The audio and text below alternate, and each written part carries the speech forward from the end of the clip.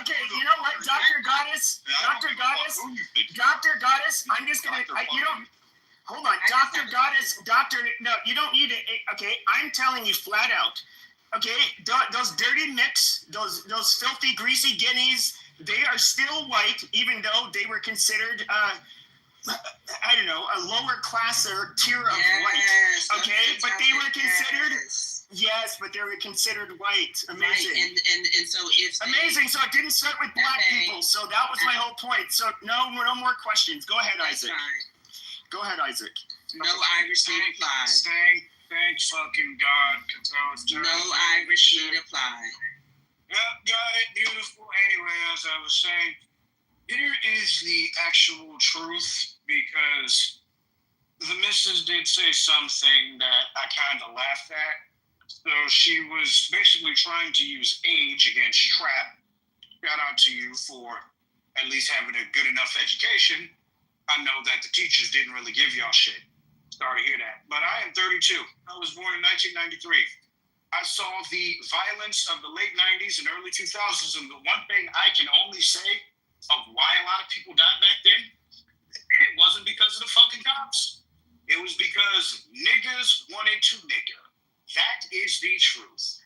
The higher the crime went, the more the cops got aggressive, and the more people died. That is all that happened.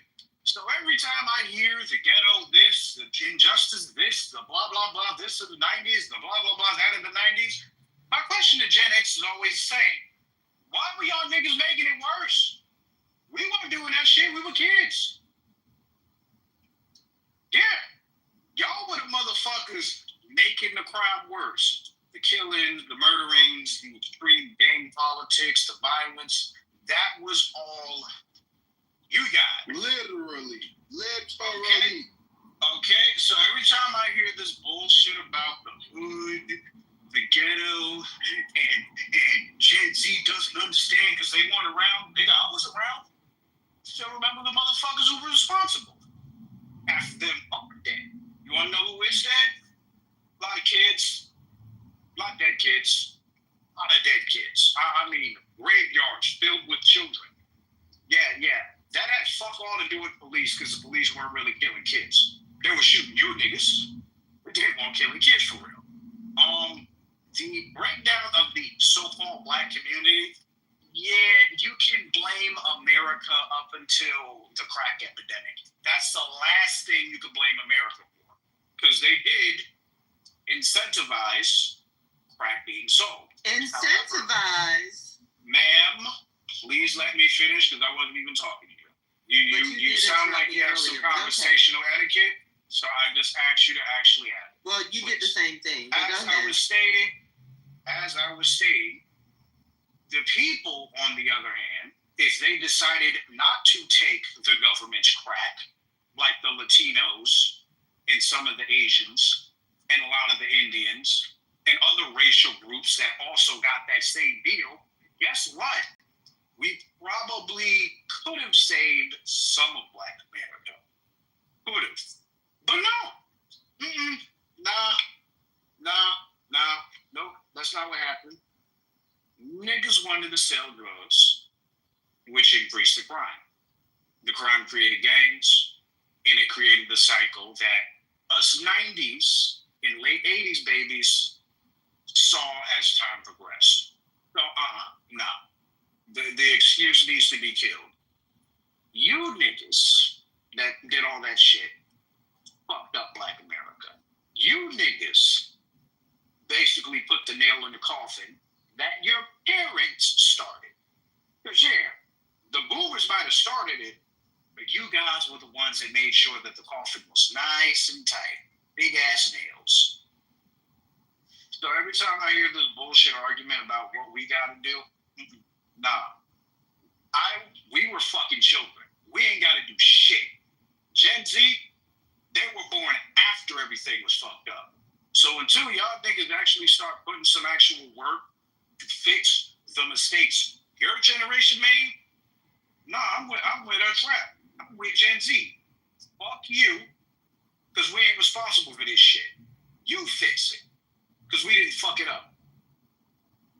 Yeah, We literally live in the safest, most least violent, fucking safe fucking world we've ever fucking had. You guys are like, it's all fucked up. Y'all fucked it up.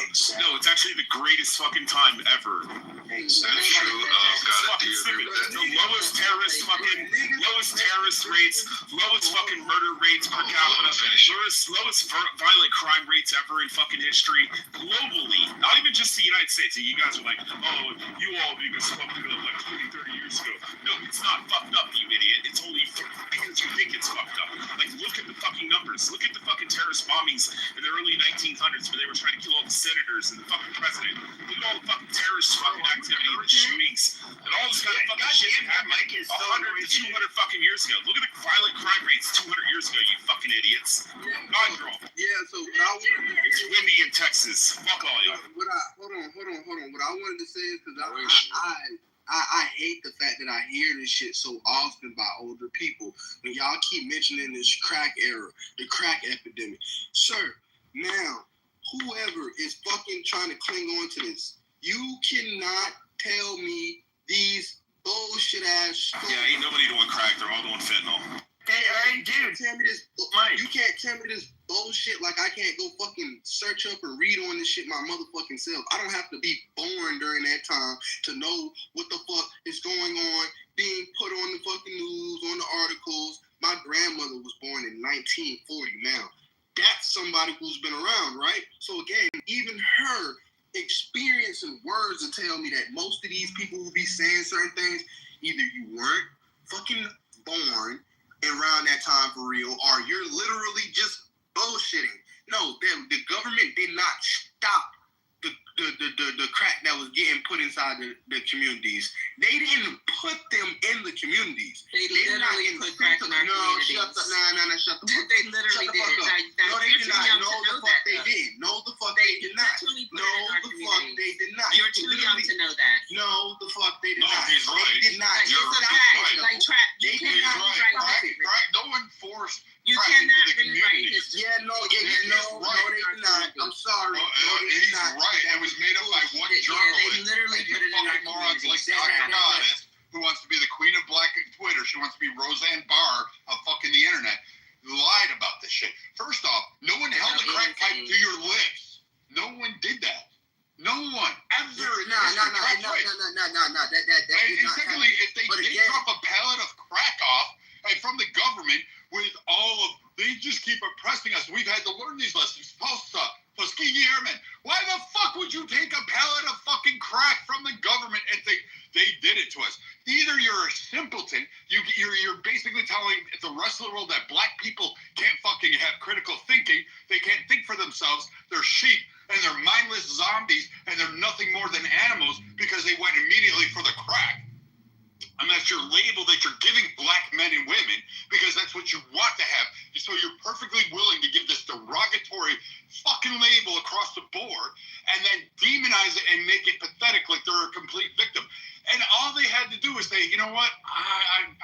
Crack is whack. I'm not going to fucking do it. Can I ask a question? And they did it. I want to ask a Like, question that's fucking to bullshit. people who were around during the crack epidemic. Blacks weren't doing heroin in the 1940s, in the 50s. Like, what the fuck are you talking about? They've been doing drugs. Everybody's been doing drugs. How do you say that? I've never done drugs, bro. No, I'm saying in general. I'm not saying everyone.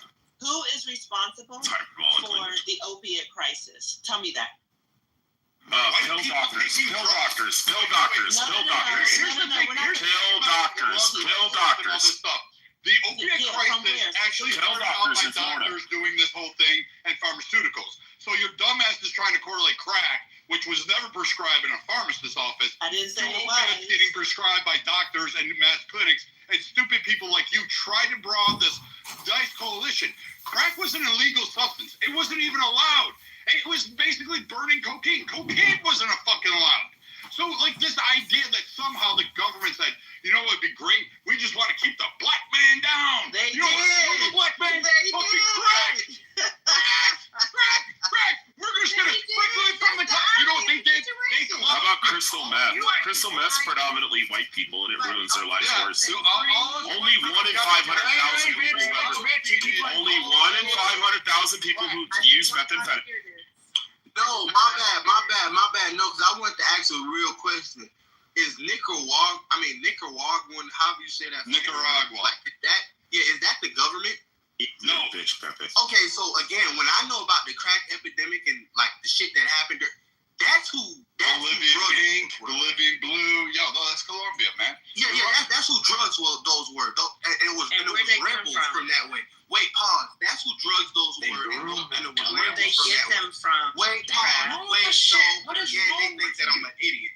They think that they could run around and say a whole bunch of shit and leave us context, and we're just gonna jump to their defense. Like, we can't go fucking look up the shit ourselves. Like, only an idiot runs the fucking closed door. Only an idiot run. No, wait, pause. Just like there's a source to the opiate crisis, there's a specific family. Stop. You're right. Literally, That's why a you family. shouldn't listen to women who think they're a god. This shit a long And time don't ago. hate What they because do I is know give I'm half- actually No, you're right. not. Don't be You're fat, mad. obese, Don't be and mad. What they do is give half information. You're This is single, what they fat, do all the obese, and time. retarded. We're Yeah, listening this to is rap what they right do all now. the time. We're listening to rap. That's why you're barren. That's why you don't have kids. and all That's why this you other have shit. cats. That's Yeah. the This only is thing what they you do have all in the life. time. This is facts. What I'm about to say is facts. So when I say Nicaragua, say that word. Nicaragua. Okay, so Nicaragua. So when you say that word, and then you know for a fact that the cocaine, the crack, the drugs that was around during that time was theirs, like the rebels from that side. How in the fuck did you get the government fucking dropped it off, gave it to y'all, and like forced it down y'all throats and forced y'all to give it to other people to try to like come up with money and like where the fuck did y'all get that from? Yeah, so you may want to go ahead and Google. Where did you get that from? Because some lying bitch journalist made it up. They should. So Trap, if you really want to know the answer, you should Google things like the Iran-Contra affair, Ronald Reagan, the Black Panther It Party, had and nothing what to do happened. with black Excuse me, Black American pardon me, racist fucking Brad. crack. So Had nothing to do with Iran Contra. Thomas, You have no Thomas idea. Lee, Like, who are you praying for? Ray, They don't need that help. Yo, You have he's no a boomer, idea y'all. what you you're have a talking about. responsibility. You have He's no a trick that sits on responsibility to back up your twaddle. to at There's least nothing tell that them they the need to truth. do. I mean, is I get don't you have bullshit blue. out of your mouth. said I don't give a CNN fuck. performance. You had CNN, no MSNBC, truth to anything you said. Iran robot. Contra, Ali North, Dr. all of Goddess. that shit, Ronnie Reagan, Not even a none doctor, of not that a had to goddess. do with targeting black people Call in yourself fucking Shaniqua. crack. I'll None promise of it. Dr. None Goddess. of it. And so None if of it. you all can mute up for a second, Jesus if you Christ, can it'd mute be up. like Obama being responsible. Why is there a bunch of people talking at the same fucking time? Like I'm hearing a bunch of people. How ridiculous it is. Because we're tired of hearing DG talk. Furious on That's what I'm this calling shit. her, DG. Hey, Sean, hold on. I have no Sean, problem with hold on. Geechee. Geechee's a beautiful thing. No, you're not. You're fat. You Even should if I try your cholesterol were level. fat, who I cares? have a picture of you. Your LinkedIn and your Twitter is all there. Exactly. Morbidly obese. Exactly. Morbidly So even if I am, You who are cares? very obese. I'm This is the whole part where she gets off on this. The Iran Contra had nothing to do with raping the black community. They only say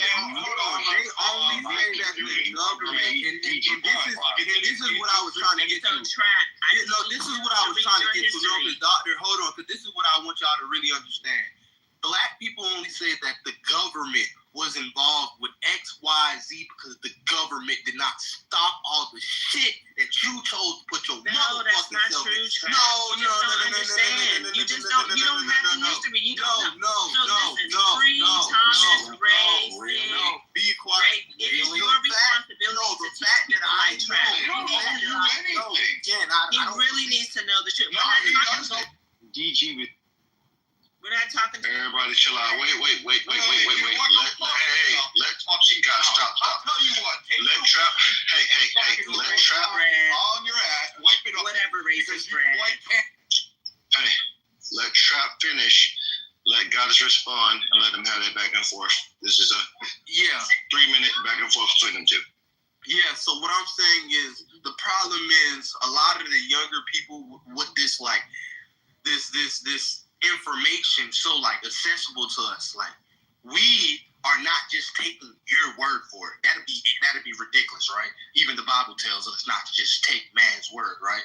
So I'm going to try to do more research on the things that you guys tell me. Your little fucking anecdotal experiences of what happened during blah, blah, blah period or blah, blah, blah. I'm not going on that because you probably was on these fucking same drugs that you claim the rest of the fucking goddamn community was on. You ain't going to convince me that everybody was on crack and your little happy ass wasn't. You ain't gonna fucking convince me. So I don't. Most of the shit that you be saying just be sounding fucking crazy.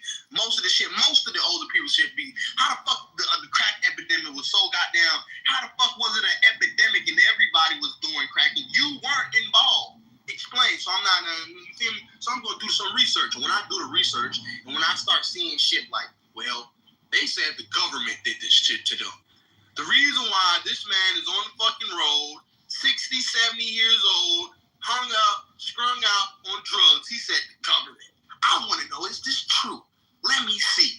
Because I'm tired of hearing everybody always saying the government did this, the government did that. Because the government ain't never did a motherfucking thing to motherfucking me. You feel me? Since I've been born. Except for like, when I actually did shit. And I can't blame them. Shit. I do something that I deserve to get locked up for. I do something that I deserve. I mean, like, bro, I'm a grown-ass man. You feel me? Like, I don't put my hand on the stove and don't expect not to get burnt. You feel me? So, again, when I'm doing this research, I'm looking and I see Nicaragua and all this other shit and rebels and all. I'm like, where the fuck is the government in this? Then I finally see it. Oh, the government did not stop this right here when we decided to put our hands inside the fucking bag and nobody told us to. The government did not fucking come grab a whole bunch of fucking black Americans' hands and say, hey, yeah, there's rebels running around here with fucking drugs trying to goddamn get people to goddamn take this and try to make some fast money. Like, you should not partake in that. The government didn't do that, so the government is fucking wrong. Like, are you fucking kidding me? Let her get at it. Let her respond. Go ahead, Doctor. Thank you. So, Trap, I hear your frustrations and, quite frankly, your ignorance. And I just want to remind Free and Thomas and Sig and Ray that this is your responsibility to teach Thomas the history and how we got here. For the record, Trap, everybody was not on crack. It did devastate our communities, but everybody wasn't on crack. So, I mean, that's something else that you really do need to know. You could actually exist. And I mean, I was just a child. So, I don't know what to say to you about that. I definitely grew up in a low income community and I saw people ravaged by crack, even though I didn't really understand it at the time. But as I got older, the crack and the violence increased. So definitely we saw some overdoses and things like that. But no, the majority of the community was not on crack. It was introduced by the government, and that's something that you have to wrestle with. I understand. Like, I didn't make an ageist assertion against you or anybody else. You came on and you made an ageist comment to me and said I was just born in 2004, and I said, okay, fine. So I mean, there's certain things you're not going to know because of when you were born, unless you like history. So history matters, but also accountability. One second. You're bitching and you're bitching. Yeah, listen, I'm not talking to you, racist, Brad. I'm not talking to you, racist, Brad. Be quiet. Be quiet. What are you going to do? I'm not just be quiet. I thought so. You're not going to do anything. Self-control. You should have Practice some practices. All right, guys, come on. Let us finish, please. I'm talking to Trap, the person that actions. And when you do, you'll see. And it's okay. Like, it's okay. And at the same time, yes, we as a Black community have to hold ourselves accountable for what we participated in during the crack era. There is no change. And as I said to you before, we like fresh air and the lack of violence too. That's why there is a reverse migration, right? Every time I say this, y'all interrupt. What's going on? Because you keep going on and on saying. No, I'm not. I'm not. I'm really trying to just get my head out. She said this like I'm talking to Trap. Yeah, I get it. Can I talk to Trap for a minute, please? That's all you can do it. You black women are bad. Just like Yeah, but I keep getting interrupted, don't I? You don't overthrow. You know what? You took underwater lesbian basketball. All right, guys. All right, listen. Let her get her last 2 minutes in. Probably less than that. If Dr. Goddess, if you could be concise, and we'll move on because I know other people want to get in. Yeah, thank you. I only need 1 minute. Trap, I need you to look into the history. And as I was saying, Black people, we want decency and peace and calm too. That's why there is a reverse migration from these northern ghettos to the American South. That is happening. And these are Black people making the choice. Okay. So it's not, we're not trying to revel in the foolishness or the violence. We like peace too. Okay, that's the point. Okay, so I just want to say something like very quick to what she said. Me as a younger man, I'm gonna tell y'all that's not what I see. I see, for the most part, You're muffled, Trap. We're talking about, I see for the most part, especially inside of certain generations, like you guys are trying to convince us to pick up where you guys, in quotations, left off. You guys are trying to make us like cling on to fucking talking points, standpoints, all types of narratives that we simply cannot, like, we can't comprehend, we can't fathom it, we can't see it. This is not our reality. We cannot fight grandmother's fight. You feel me? I'm sorry. That's not, what the fuck? What the fuck do I look like? Like what the fuck do I'm sorry. It's not happening. It's not like, I'm speaking for the generation as a whole. I know we can't really do it, but these niggas not doing that. They're not. They're fucking not. It's just not happening. So since we're not doing it, I think we need new talking points. Like we said, like if there's problems inside let's fix the communities. First, y'all need to be fixing y'all motherfucking houses and goddamn fixing what's going on with y'all selves before y'all start talking about all these goddamn worldly problems. Because people got a whole bunch of personal problems, and focusing on worldly problems ain't gonna do you no motherfucking good if you a fucked up person all around the fucking clock. You know, this is some real shit that we got going on. This shit is getting ridiculous. The kids are surpassing the adults. That's not okay. I mean, I know evolution is a thing. That's not, I'm talking about at the scale that this shit is not okay. 20 years olds are doing the same shit 40 years olds are doing. You feel me? The only thing these niggas is missing is estates at this point. Like homes, actual homes in their names. That's the only thing these young niggas is missing at this point. Y'all niggas need to stop like complaining about a whole bunch of shit. It's been like keeping you guys back. If you guys don't see Trap, what you're missing, and this is something I've learned, and it's thanks to Siegfried, Thomas, like a whole list. Gerard walked me through this for 5 years. He hates this woman like with intense fervor. Like he got her canceled off of Clubhouse. That's how. I've never been canceled from Clubhouse. What are you talking about? Don't lie on me. Don't lie on me. Don't call me a bitch. I'll put you to work. Don't lie on me, bitch. You need it or what? Listen, cunt, you don't got anything. No, you're the fucking bitch. You're the one that's like sitting here trying to lick. I will cut your motherfucking Goddess, let her finish. Goddess, let her finish. He don't need to be called. I understand, but you let her finish. I'm saying you can call them names too. I prefer y'all not to do it, but just stick to having a discussion. I mean, it's she's allowed. I'm speaking to everybody else but the race. And I've never been kicked off of Clubhouse. Never. I don't give a fuck. But you just lied. You just lied, you racist brand. You're a fucking liar. You should have kicked your ass into a gym. You should have done that Stairmasters. You should have did anything. Pick up a Richard Simmons tape, for fuck's sake. So, where was I? So, Trap, here's the thing. People like Dr. Goddess don't want to actually see Black people excel in society. They don't want an America where there isn't a racial divide. They really do want to have this race-baiting, race-hustling thing. They're the Benjamin Crumps of the world. She's known for this. Like, she self-proclaimed queen of Black Twitter to get her peoples to dox and cancel people when the lockdowns first started. She was trying to capitalize and grift off of BLM. This is who this person is. This is who she really is. This is why I'm vehement against her. She's a perpetual liar. She does not know history. She does not have any credible standing. She has been removed off areas. She tried to go on news networks and said, hey, I am this. So now she's on Clubhouse. This so-called queen of Black Twitter, Dr. Goddess, with all of her proliferations and knowledge and her importance to the Black community, is spending the majority of her time 24/7 on where? Fucking Clubhouse.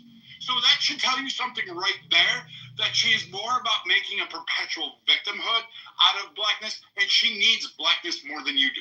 Her skin color is more to her than anything else because she wants to appear both the abused and victim while saying she is important. She needs to be elevated above absolutely everybody. She would have black men huddled and fucking drop to their knees in front of her if she could, because she don't care about you. She don't care about a black family. She doesn't care about your potential.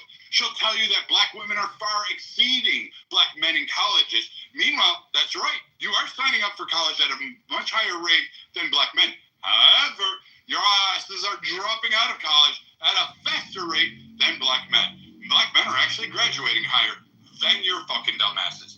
But we can play with those stats. And she'll tell you all sorts of those. She'll talk about the crack epidemic and tell you, oh, it's related to the Iran-Contra, which is really not. But she's going to do that straw man to tell you how bad the government is. I'm not one to tell you the government's not bad. It's indifferent. It just does what it needs to do to keep going for the next years, and whoever's in charge. It doesn't fucking care who it affects. But Iran-Contra had nothing to do with putting a crack pipe to some fucking idiot's mouth on a subway car. The government, the CIA, were not going down into fucking homeless areas on Skid fucking Row distributing crack pipes. Nor were they doing heroin. Nor were they fucking doing, I don't know, the fucking opiate crisis. Now, you can make a claim for opiates because it's affecting black people, Hispanic, and white people at very high rates about the fact that pharmaceuticals were prescribing pain meds at a fucking rapid rate, and that pharmaceutical companies were pushing it. This is something a little different than the crack era, taking cocaine and smoking it. And no, some fucking fake-ass reporter made a conspiracy theory and put it in the LA Times and said, hey, this is where crack cocaine came from. The CIA pushed it into the community. I have never heard such a more nonsensical thing in my entire life than the government forcing crack into someone's bloodstream. It doesn't happen. They don't do that. And that wouldn't even be the way to, quote, keep the black people down. What would be the purpose of that? Because in all honesty, here's what the crack era cost us. Trillions in dollars years later. It cost us billions in dollars in infrastructure management. We had to fucking funnel. We had to expand prisons. We had to hire more judges. We had to pass more legislation. We had to enhance cops. We had to have measurements. We had to do vast arrays of shit to combat the crack epidemic, as well as the gang violence that was occurring as a direct result of it, including fucking going after and building the very institutes that Dr. Goddess likes to bitch about. So while she'll sit there and say, oh yeah, the government did crack to us just so they could build prisons, it's really funny how it ended up costing the government more money when they really wanted to spend more money overseas. The crack epidemic was not something anybody really wanted in their fucking backyards, including the very urban populations at the time.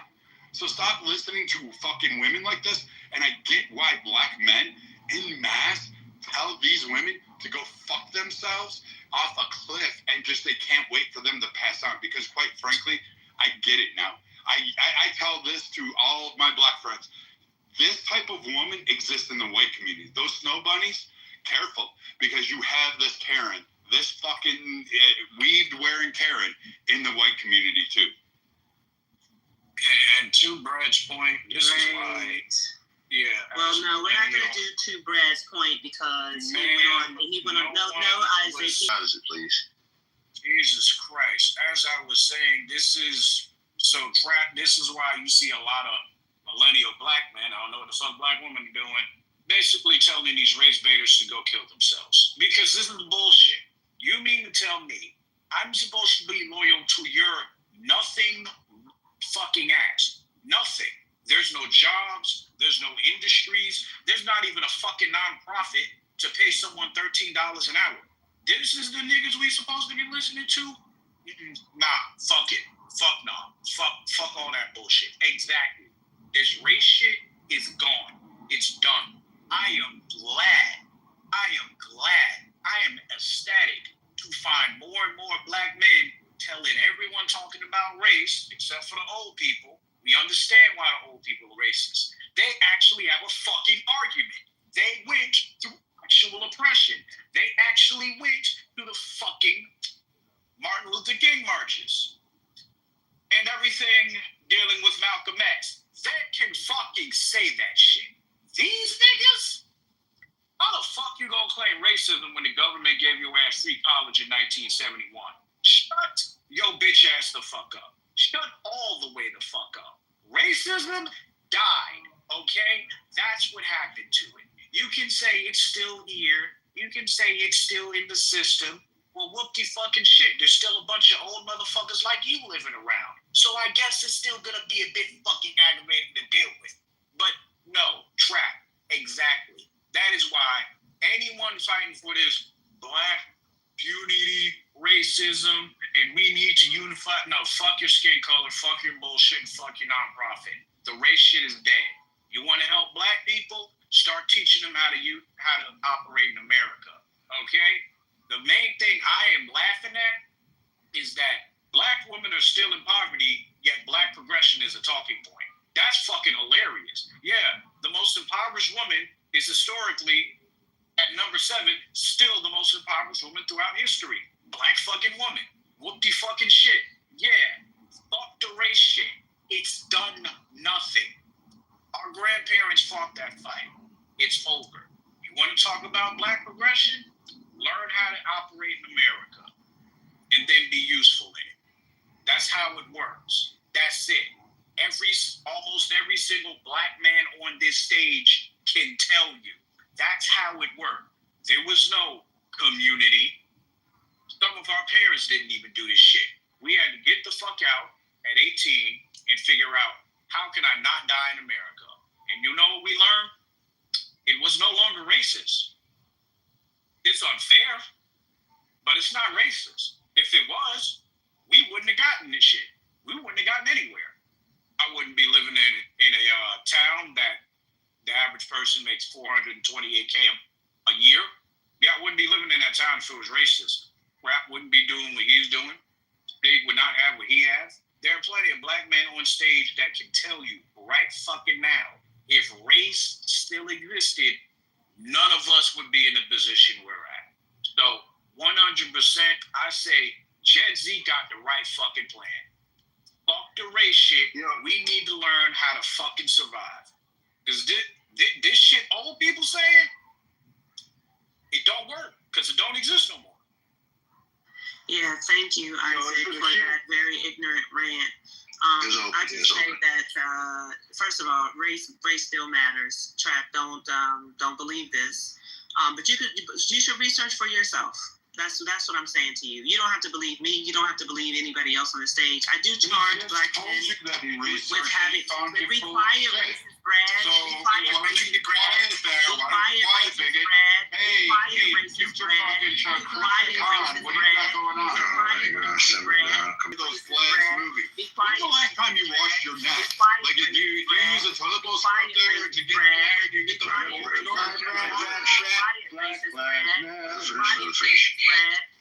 Black Lives Matter. That's what she's saying. Stop, Sean, chill out.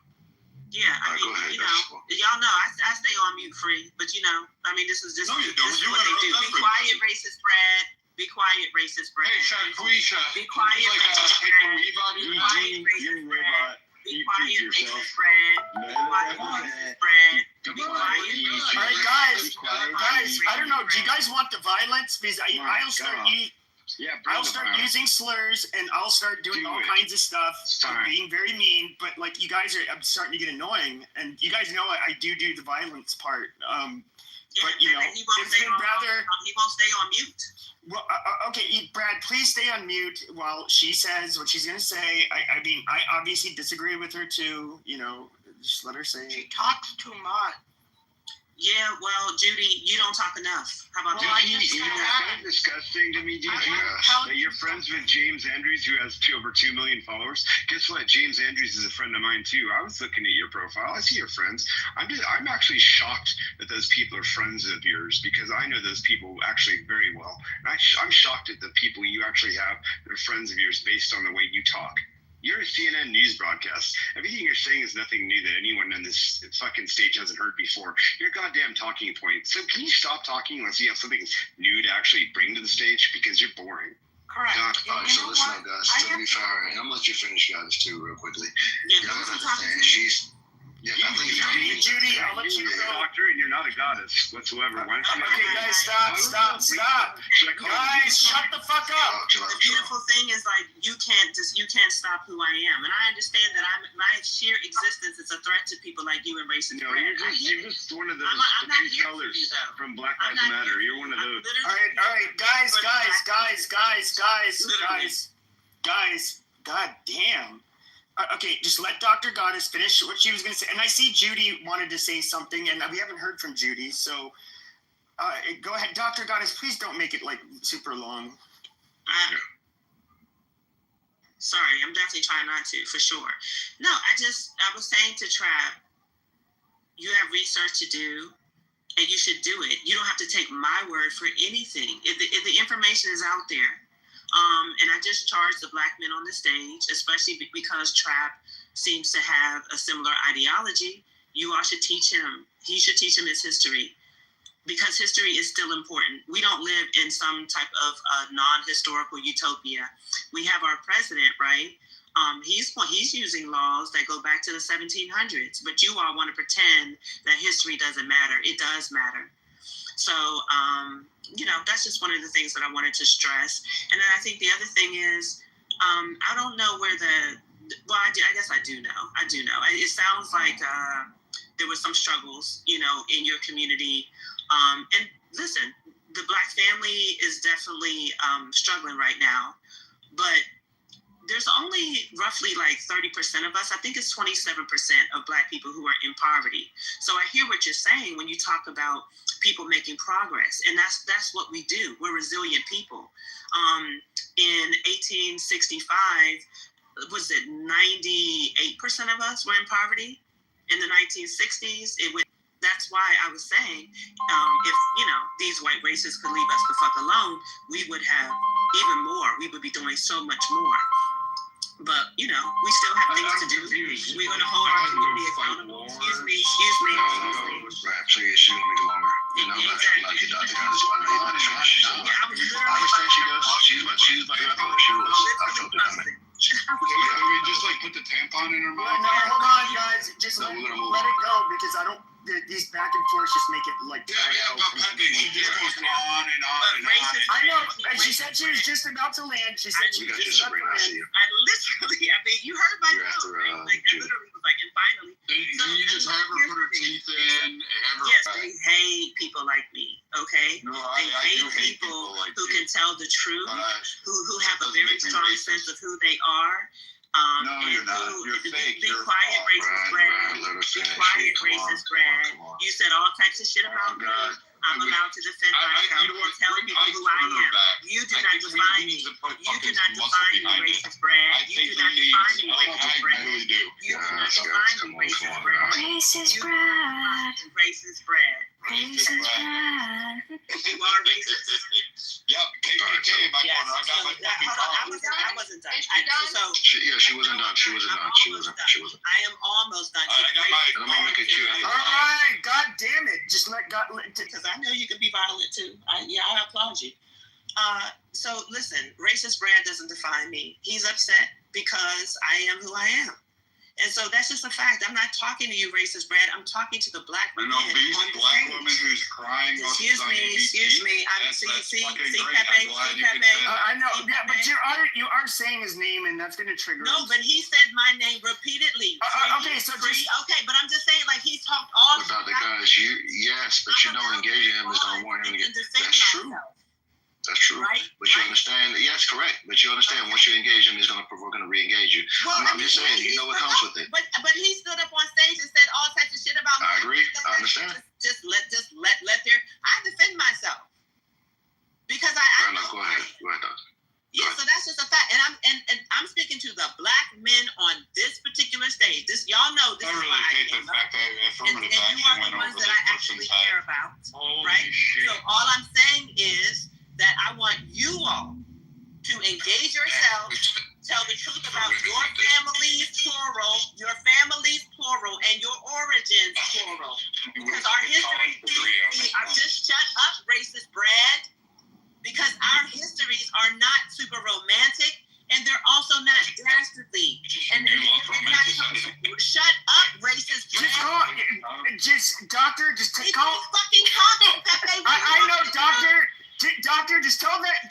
filthy Mick to just shut the fuck up next time. I'm trying. I say, be quiet, racist Brad. He won't stop No, be talking. quiet, bigoted black woman. Can somebody Come on, put him Queen down for a Latifah. second? Can you Hey, put him come down on, for a Queen second? Latifah. Come on, Queen. Come on. Put him down for a second. Come on, hold on.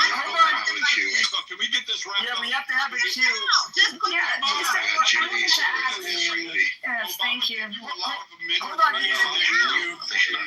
All right, Judy. Yours is on over. No, we have Judy. Put racist Brad down. Oh, okay, so yes, you can go next to me. Thank gotta you. chill out, man. You just gotta land. Oh, I wanted to ask Doctor a question. No, you can't ask her anything. 1 second, because racist Brad won't let me speak. Wait, You're the mom. I know, but I'm trying not to move people. I'm trying to civilize it. Be civil. He's not civil. Civilize He's not civil. the people. Okay. There's so much sexual tension going on. Yeah, with racist Brad and Doctor. I'm literally Martin Luther Queen is just Okay. Okay. I want to finish what I'm saying without racist Brad. I bet you got those dollar store Oh cake my before, God. 'cause I know. Here's the problem: is you keep on referring to him as racist, Brad, even when he was not fucking interrupting. And then it's like, yes, he's gonna end up saying something, and it's like, holy shit. I'll give you 20 seconds. Black bitch on the stage by racist. Okay. I don't give a fuck about me calling him racist. I don't care. No, hold on. What do you want me to say? Hold on. Maybe my mic's low today. I don't know. You want to be an Asian? Wow. Hold on. God damn. Wow. Right when, like, I'm obviously not a respected moderator because you guys are like, fuck this moderator. He's muted. Talk right over him. Now, guys, yes, I'll give you 20 seconds to wrap it up, Doctor. And please, Brad, please don't prolong it because we do have Sabina who wants to talk. She's a Nubian queen that hails from Somalia, and we'd love to hear what she has to say. So, all right, please. I'll let Martin Luther Queefa go on her fucking. Okay, but if she calls you racist, Brad, now. Racist Brad. Yep. Okay. Yep. You called her name first, dude. She gets. And he did the first one. That's true. She's right. He did start it. Like black bitch, so I'll call her a white. All right. Let's not call bitch. Let's not call anybody a bitch on the stage. Come on. But we can say. Well, she defends herself well. Yeah, Yeah, so go ahead. 20 seconds, Doctor. Yeah, so I'm just speaking to, especially to the black men on stage. You saw how I came up, even though I was critical of you all. You saw what I've done, what I've shared with you all, and I really understand that people like racist Brad cannot take me. I understand that, but we should be able to still have a conversation and be in community with be quiet, racist Brad. See, you cannot. You did call him racist Brad. Have no self-control. You wanted to continue to have. All right, we got it. All right, we get it. I'm gonna move on to Sabina. We get it. People like racist Brad. No, what I'm gonna say, Pepe, hold on. I'm just saying that we should be in community with each other. The black Can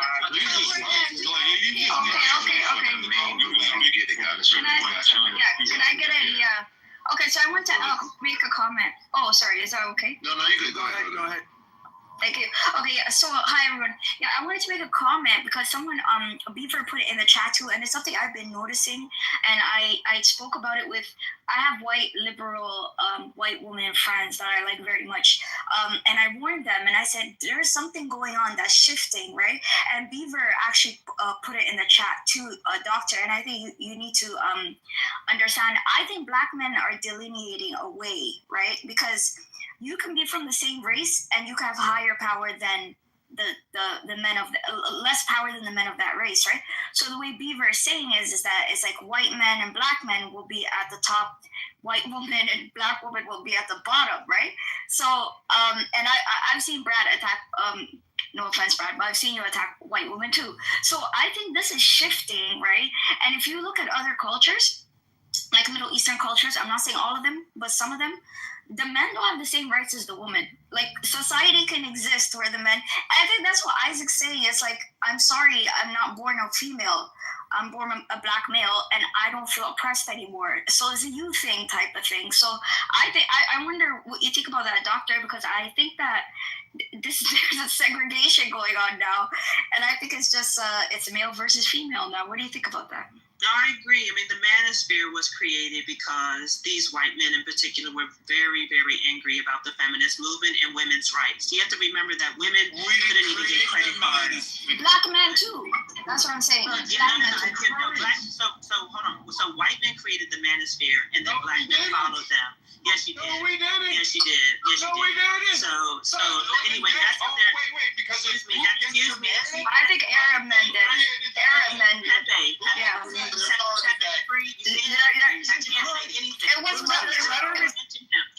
All right, guys. All right, everybody, chill out. Firstly, the manosphere was a cultural thing and not really race-based. But go ahead, God. This is on you. Yeah, it was definitely created by white men because they were very upset about the gains that white women in particular made during and after the civil rights movement.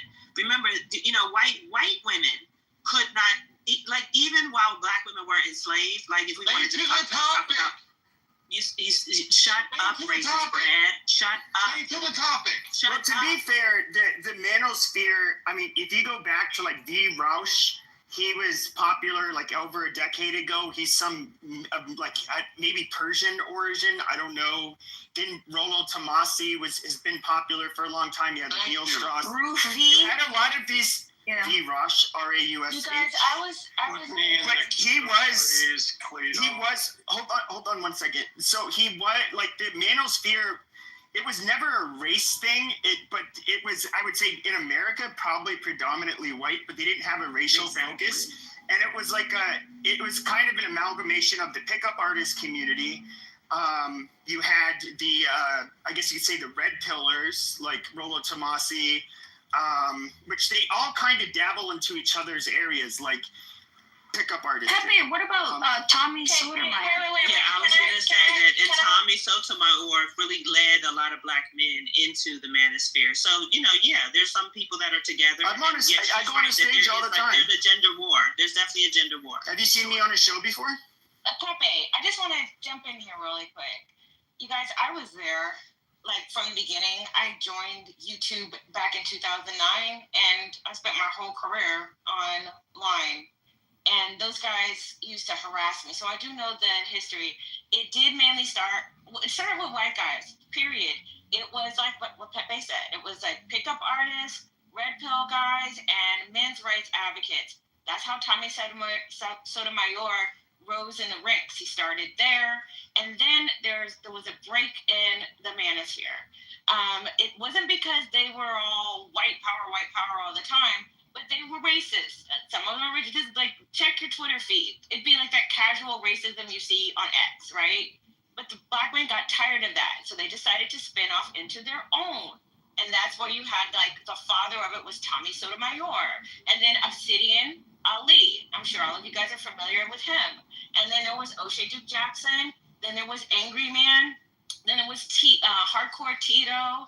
Reg the bad guy. Do you remember what I'm talking about? Absolutely. Kevin Samuels. Yeah. Kevin Samuels was the last. He would have been the third rail of the manosphere because that would have been the one that would have gone mainstream. That Kevin Samuels arm of the manosphere is like mediocre tutorials. People he sucks. And Fresh and Fit is new crop of the red pill, but it's on in 3 phases. So I wouldn't know these names if I didn't know what I was talking about. Like, that exactly what happened. Sorry, Brad, for sure. But it wasn't because they were like, the white men were just casually racist. I'm not saying it was good. I would have been annoyed too. I would have split from you two, to be honest, if you're just going to be calling me a monkey just randomly. So, yeah.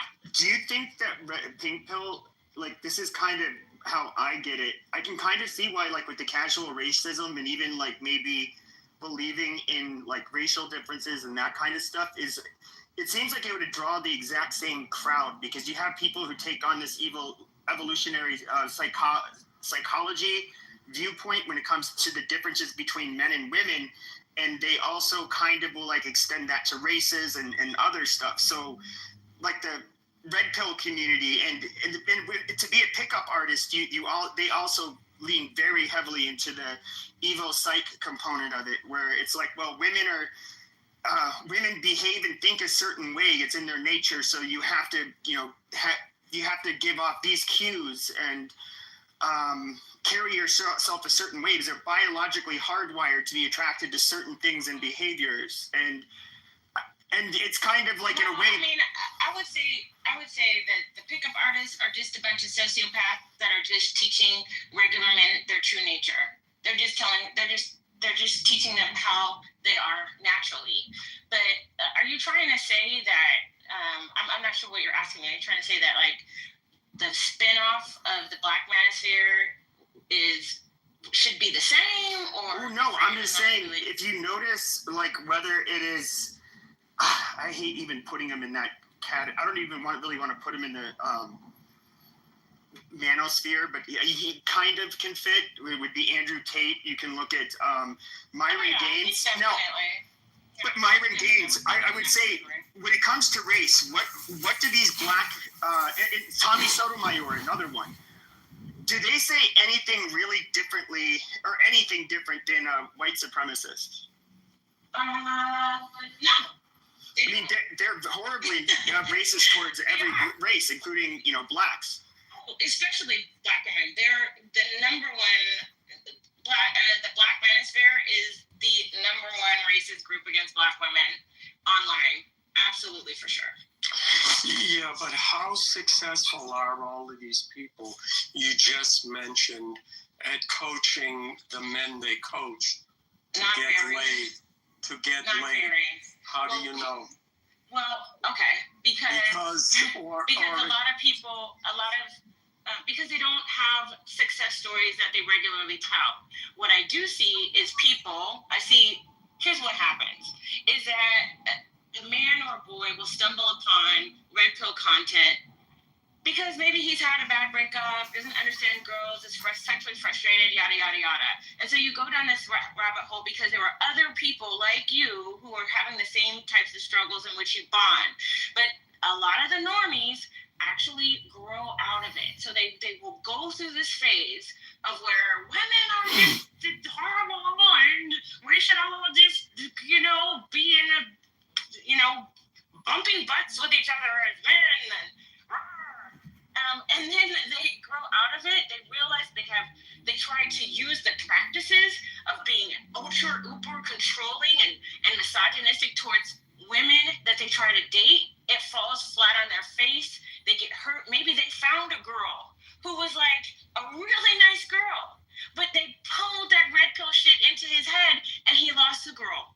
And that would be the moment that the light bulb would come on, and then they realize that where they're going is toxic, and they want to heal from that. That is the hero's journey of the red pill content consumer. Okay, great. That's going to respond, Pepe, to Pete. Yeah, I'm sorry, Brad. I was waiting for you and Goddess to get through your little love. Yeah, we was It's not waiting for y'all.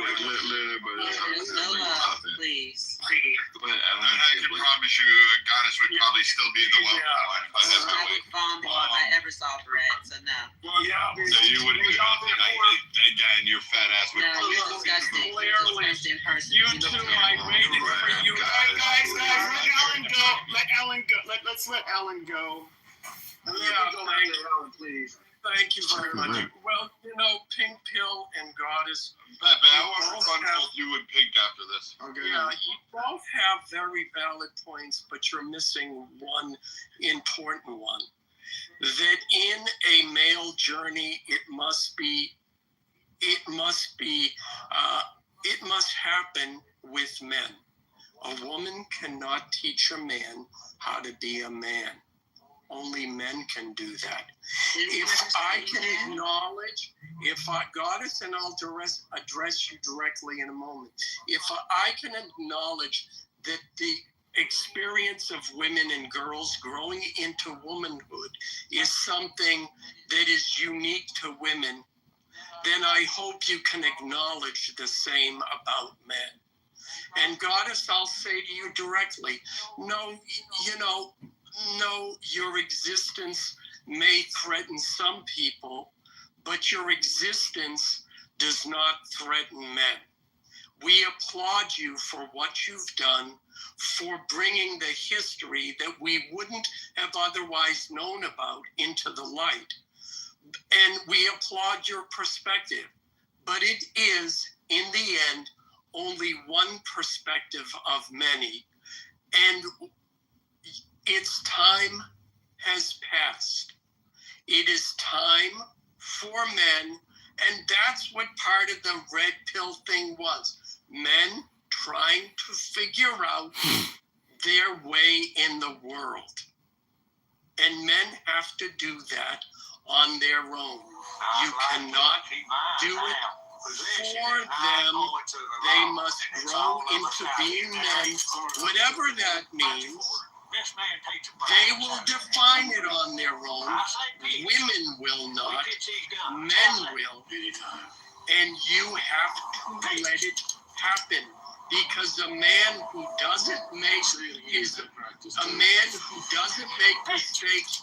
on his own, learn from them on his own or with other men, is not the kind of man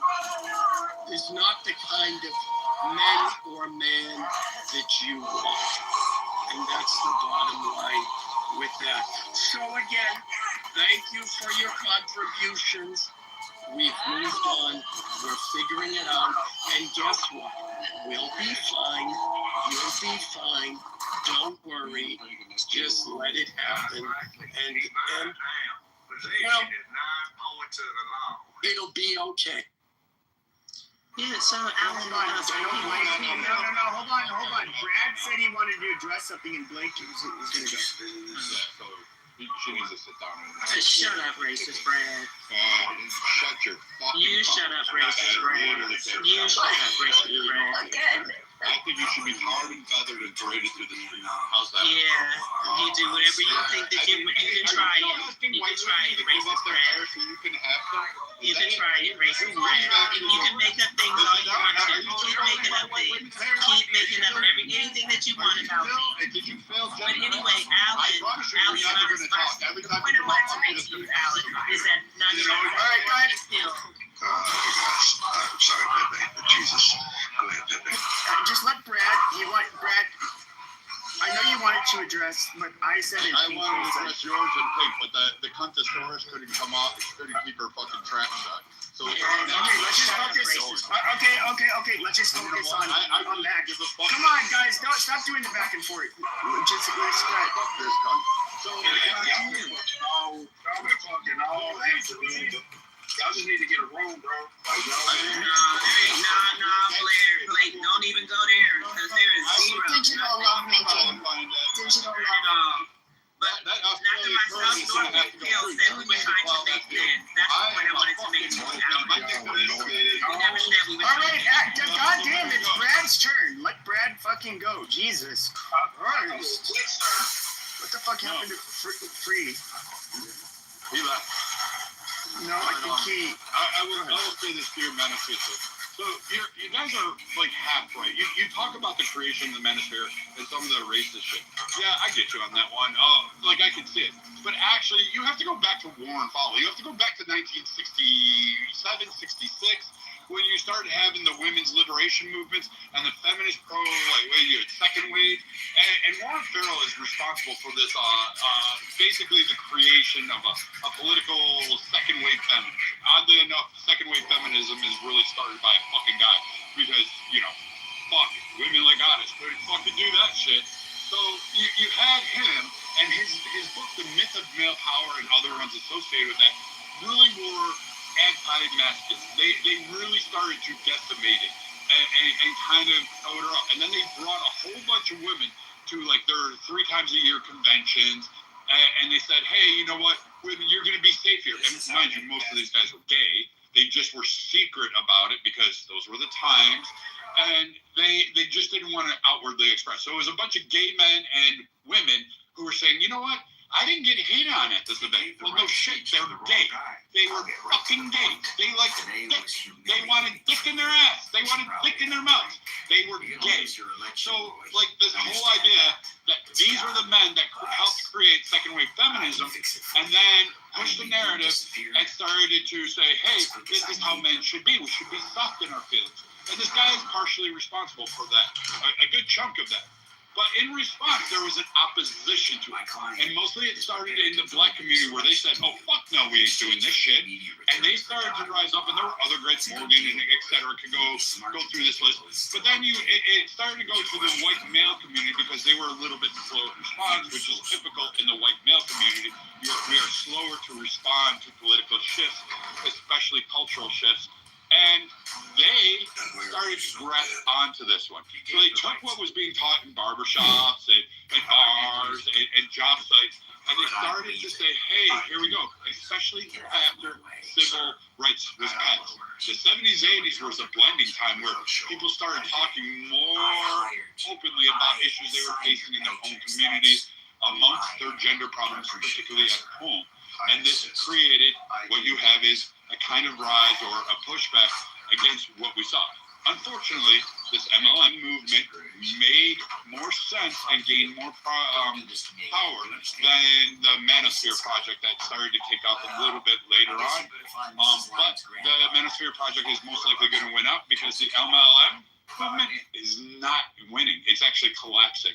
And so you have this because you see the rise in black men, you see the rise in men, and you see the rise in women who are saying, no, I don't want all of this shit. I don't want to be a man. I don't want to be equal to it. I want my own distinction. I want to be that way. And so we're seeing a trend. But if you only want to read one side, that's fine. You have to read the other side to kind of see how this rose into being. Gotcha. I know Blake wanted to say something. It's been waiting for a while.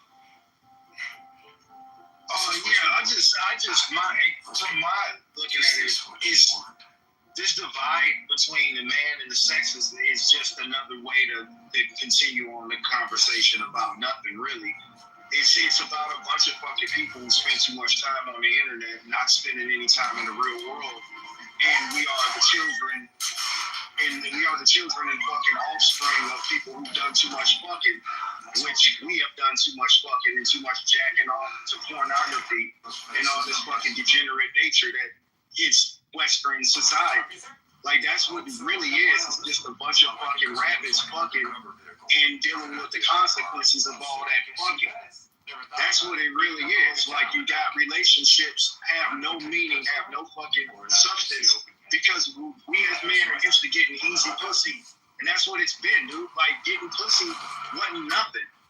But what comes out of getting pussy is could be our backup. Families, children who are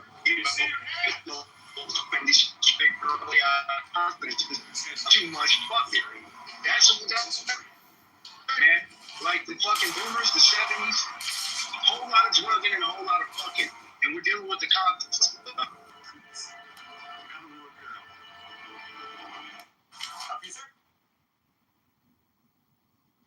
Yeah, I feel like there's been sorry, real quick, I don't know if there's a cue, but I feel like there's been sexism in other societies for a very long time. Like, if you look at like Churchill from England, the stuff he would say to women, like if a woman would say, oh, you're drunk, he would be like Brad, he'll just be like, oh, well, you're still going to be ugly when you wake up. I think that's what he said to a woman in Parliament. Like, there was no, like, what we're seeing today now. And I don't think it's just a man affair. I think it's also the Me Too Hollywood type of thing that broke off from that as well. Do you guys notice there's a bit of that as well? And I think it shifted the whole culture where I do think they're creating like a hierarchy, and I do think it's like men, and then it's going to be like a woman, and there's many other places that's already like that, and I think some black men are just saying, hey.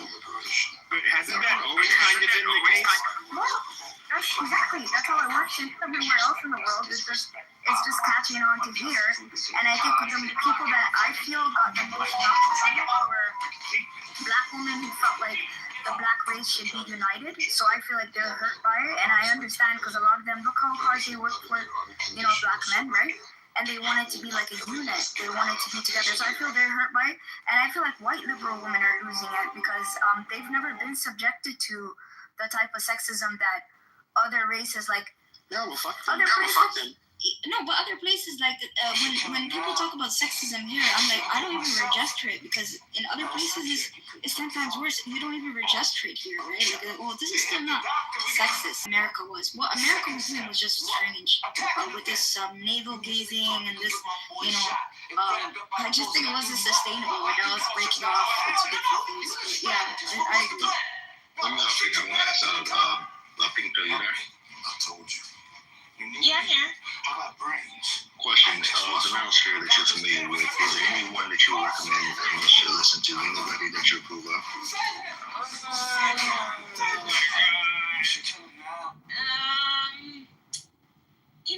I would say mediocre tutorials is not that bad. Like, yeah, I mean, That's what I said that suck, which is ironic, but go ahead. Well, I mean, I feel like he's not calling women derogatory names all day. He's not like trying to, push his muscles and swing his penis all over the place and pose in front of fancy cars, like the whole like performative. He's like the nerdy, masculine type who's quiet, soft-spoken, and it's like he went to Howard or something. Like I don't know if he went to Howard, but he gives me like the Dr. Goddess knows what I'm talking about. Like he looks like he went to Howard or Morehouse or something. Right. So the reason I asked that is, surprisingly, was the point I was getting at. It seemed like you guys want guys that are super soft on the issue, that's kind of passive, which is ironic why he calls himself mediocre tutorials, because he doesn't do anything outstanding. He kind of does it to where it's a safe zone to where someone like yourself will like. And I find it to be a problem because there's real issues in the dating market in between the sexes. And if we can't narrow it down to pinpoint it or corner it, if you will, to actually address it, then we're not going to fix it. And we got someone like him, and I agree, he does talk about it, but he talks about it in a roundabout way, in a very passive way. And there's other guys, not that many of us, kind of similar. But when you look at guys like Thomas Sotomayor, Kevin Samuels, the guys that got really popular off of it, I think people gravitated to them because they would actually point out solutions, what to accept, what not to accept, what to look out for, how to deal with the matters, etc. And I think when it doesn't favor the women, or they see that it's something that it's something they can't get over with, they have a problem with it. I'm not saying I agree with everything that's being said and done, but the objective is to try to get into a position where you can win in this space. And I'm not saying just win. I'll land on this, not just winning as a man, but winning as a collective, meaning that if I engage a woman, this is for us, not just for me. There's some of the men on sure that's fucked up that's looking for just to do some fucked up stuff like, oh, I can just cheat and she has to tolerate whatever the fuck I give her. Not that shit. I think that's stupid. But guys who are actually looking for good relationships, actually build families, actually, want that traditional peace and prosperity union. And I think when women see guys who take the aggressive approach, it turns them off. But it's not for them, it's for the men. So I just want to put that out there. I would. Okay, so you're asking me, and in my defense, I am a woman, so I'm not here to be in grown men's business. But I will say that some of the most powerful leaders are soft-spoken. Not all of them are bombastic. You even mentioned Kevin Samuels. Kevin Samuels was not doing any of the things that we see these other manosphere guys doing. And he was still effective at what he was doing. And he still, I'm sure you would agree, helped men be more manly men. Yes. I never heard that man raise his voice or, pound his chest like a gorilla or anything like that. So. Agreed. And lastly on this is somebody that I've been listening to that's very effective in my opinion. He's a clinical psychologist. He's known for a lot of other things, but in this space he's not recognized. Jordan Peterson. Okay, he took on the plight to address incels because he realized, and you guys may know the viral clip that he cried on, I think it was Piers Morgan, about that group being kind of left behind. Now, the incels are not necessarily part of the manosphere. They're kind of like that sub-French group. But because the manosphere is mostly guys who kind of already got it together. Like, they can actually talk to girls they've been on dates to have relationships, etc. The incels are guys who just don't have any success in that space. But this applies to both the minister and the incels because Jordan Peterson does a great job at breaking down the psychology between men and women in relationships. He has done books on it. The reason I encourage him to be a good option because he's not doing all the bombastic shit. He's not trying to appeal to opinion. He's going at it from a clinical psychologist perspective, but he puts it in layman terms so you can understand it. And I think it's extremely effective, and I wish more people would listen to him because he makes it all make sense. So, yeah, for any guys who are listening, check him out. I think he's really good. Yeah, Jordan Peterson is good, but there's also a new guy, and he's black. His name is Ask a Brother Podcast. Yes, that guy, the one. He went viral. I feel, he's married. He does tell the truth about women. He is a clinical psychologist, and he sees patients, and his primary patients, I believe, are black men. So I'm going to knock mediocre tutorials from the top and say it's Ask the Brother Podcast because it seems like he's really trying to help while also like acknowledging the things that men are frustrated with and, you know, quote unquote, putting women in their place. But he clearly likes women. He's married. He talks about his hero's journey from being like a fuck dude to a husband. So yeah, I think people like that should be put forward because these YNs need some daddies. I agree. Lastly, I'll say, and I know I said I was going to say last. Anyhow, I do agree with those guys, but the hard shit is also necessary too because some people, men and women, need a kick in their ass, and it may not be for you. And it may not be for some of the men, but some of us need a hard kick in the ass. Some of us need to know that, hey, this is stupid or this is unfair or whatever the fuck the case may be. But the bottom line is all of us need to gravitate what fits us best in the sense that it actually shows progression. Not that I'm just comfortable because I don't want to be surrounded by yes men. I don't think none of us should be. But we need to be surround ourselves with content that actually show us that we're making progress. We're actually getting closer to our goals. So I do agree those people are good options. You know what I really like about Jordan Peterson is that he openly says he's Christian, right? And my thing is that a lot of people think he lies or whatever, but about being Christian. But the thing is, I think the reason he wants Christianity because the church would be where people would get what you just described free, right? That's where people would get, because if you don't, not everyone has parents, not everyone has good parents, right? And so then the church would be where people would get that kind of like dose of reality. But then people are not that religious, and it's fine. You need something to replace it with. But the guy I was looking for, I put it, he's half Iranian. He was before all these guys. His name is Rush B. Yeah, this guy's a bitch. This guy promotes rape. Okay, that's why he was banned from going into different countries. Like because Jordan Peterson, there's been attacks on women in the city of Toronto, like a van attack and stuff. Jordan Peterson, and you know he supports his daughter a lot. He's not sexist, and again, it depends on what kind of like what you consider sexist, right? If you're a white liberal woman, you might consider Jordan Peterson sexist, right? But it depends on what you're, I guess, climatized to or whatever.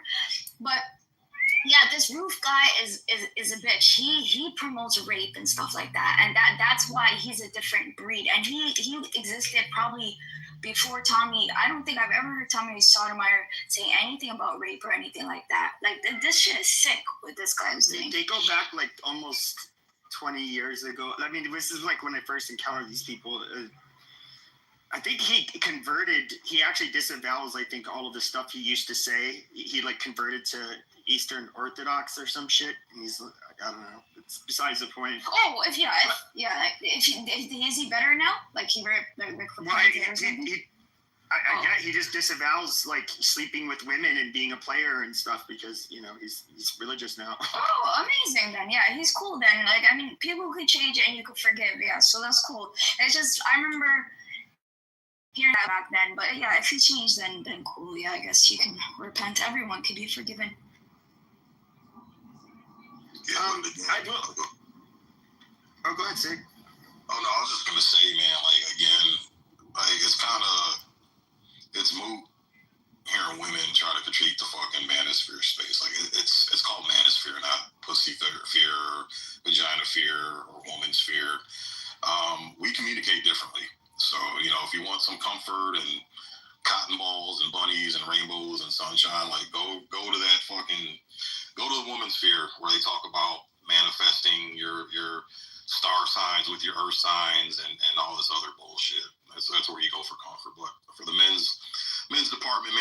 things that are comfortable. We just call it how it is, man. It is. So it was called like purple pills. So you would have a mix between people that are quote unquote normies. Then you would have the blue pill people. Or actually, the blue pill people are the normies. Then you had the red pill people that were on there. And then there's other pills. Then you also had like the women's equivalent to the manosphere. And so like who are these bitches? Female dating strategy. These bitches are such cunts. But they would promote things like the dark triad traits, like a approach to like dating, which is like Machiavellianism.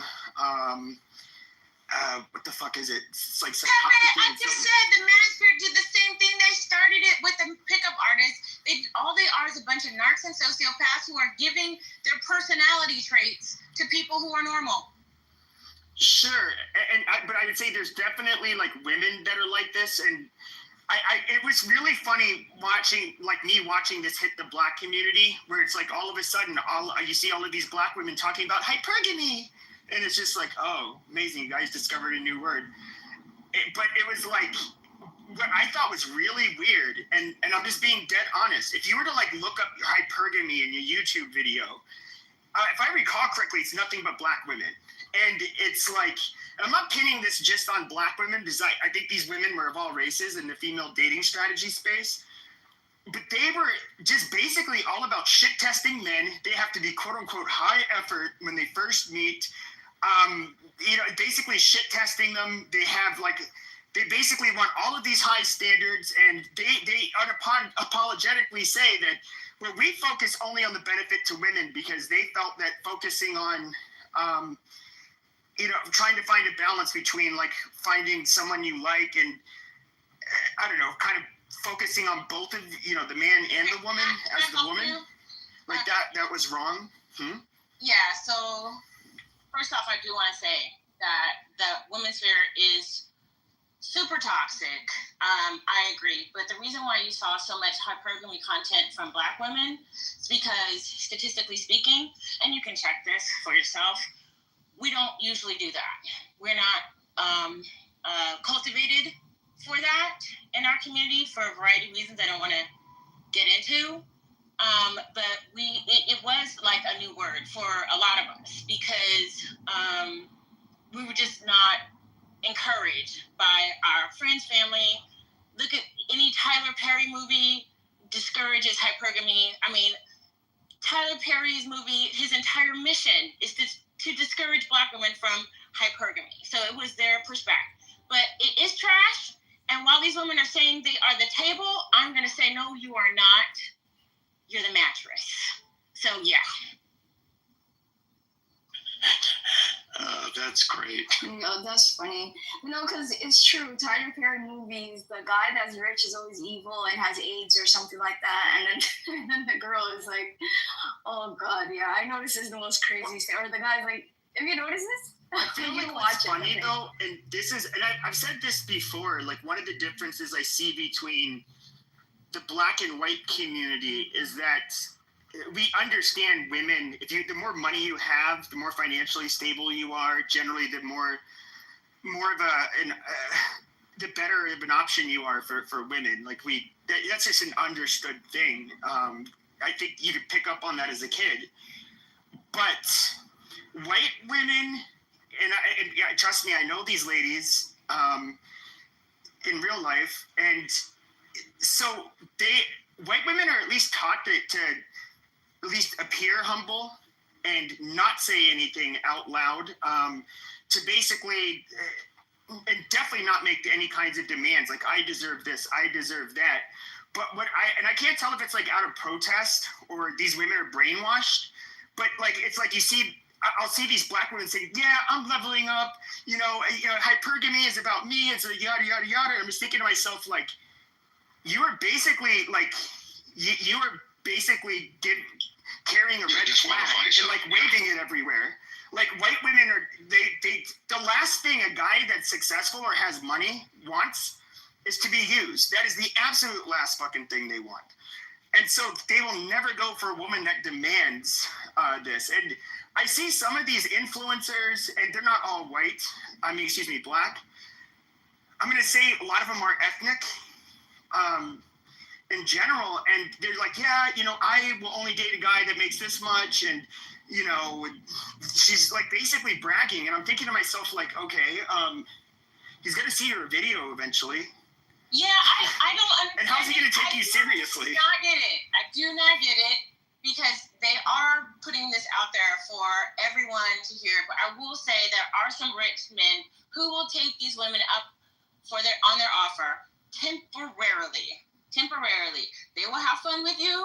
They'll take you out on the yacht. Sure. They'll take you out to Eddie V's. They'll take you on a trip.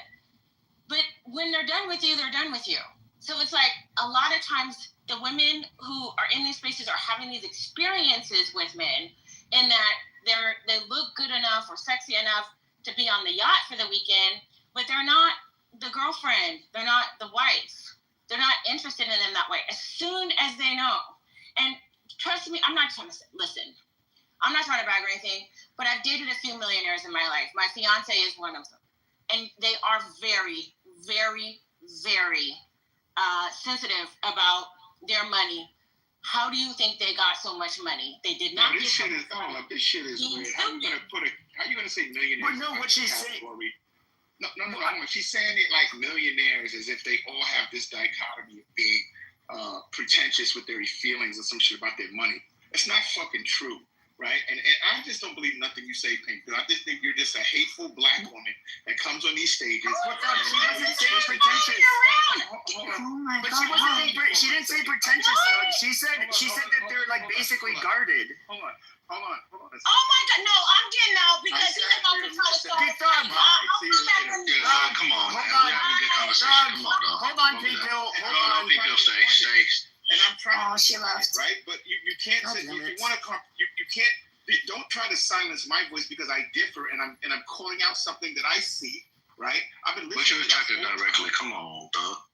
And she was talking. You more about her and close to the point. And she was talking about the men she dates, though. I know, right? But this is the bullshit that I hear every time. Millionaires have this certain type of attitude about their money. It's not true. It's not true at all. You don't know who's wealthy on this stage that has a certain thing. You don't know. You don't know. For you to say, I dated millionaires and they have this thing about them, that's not the whole fucking bowl of soup. It's not. And I just think that shit is unfair for somebody to get away with saying shit like that. That shit ain't true. Doug, I don't think you listened to the whole conversation. I heard the whole thing. Okay, but it sounded like she was agreeing with me. I know people. I was agreeing with him. What is your problem? Man, I'm not talking about. Your problem is that you don't want to hear what people say. You just want to. Okay, Doug, you're to like whatever your narratives are. He's unhinged. He does this whenever I go and this is what she does in every room. He does this every place. She was speaking, so time out. Let her and Pepe was talking. Let her finish her point. You can respond to it. Yeah, so I don't understand why this man, every time I'm on the stage with him, he comes after the minutia, anything that I say. I never said that all rich men were the same. That is not what I said. But what I will say is that rich men will have a tendency, there will be rich men who will pick the woman who says, I'm just out for the money, temporarily, just for fun. This is not, I don't even know why you're arguing this. You're only arguing it to be contrarian because you don't like me. But every man on this stage will say that what I am saying is not only plausible, but true. Now, what I did say was that millionaires, wealthy men, that these women are obsessed with, did not keep their money by giving it to every hoe that encounters them. This is basic knowledge. But because I said it, and you are insane, that is what you have a problem with. I don't even want to talk to you because you are rabid, sir. There was nothing that I said that was wrong. You're insane. Leave me the fuck alone. Okay, don't kill yourself. God damn it, Doug. You're in the Matrix, Doug. I was gonna say too. You guys are just gonna let him say I should go kill myself? Really? You want that content that bad? I moved into the audience. It's fine. Yeah, I was gonna say too. She was speaking in general, man. Like this is the dumb shit that people do. It's just it's not every whatever in the bowl, or she's not speaking on every swinging dick, bro. It's a general statement. Yes, people with money, the reason why they have money is because they're very picky and watchful. The ones who aren't picky and watchful and frugal with their fucking money, they end up broke, man. They blow it just as fast as they fuck. You know, sorry. I would say this. I mean, I think a lot of people. I've only known, you know, a couple people that have like, and I was not even close friends with them, but one of them, one of my best friends, it was his childhood friend from before we met. But you know, we met as teenagers and everything. But you probably heard of P.F. Chang's or Payway, the little store. Basically, the first P.F. Chang's, it was his family that opened it. And it went from like one restaurant like 25 years ago to being like all over the country. So as you can imagine, they have a lot of money. Like this dude was like he would go out really out of his way to like not let people know who he is or that he has any kind of money. It's not just because women, but just people in general. When they find out you have money, it's like they want, you know, a lot of people are going to try to leech off of you or ask you to invest in something or, you know, whatever. Or they're just going to ask for money. But yeah, I think Pink Pill agrees that these women who say like, oh, you need to get a man with this kind of money and yada yada, that's all I date. I don't see these women ever getting wifed up. Like, who the fuck would approve of them? Because they don't. And I just recently saw a report where a girl got killed by her 50-year-old sugar daddy, and she apparently was a fan of the Sprinkle Sprinkle lady.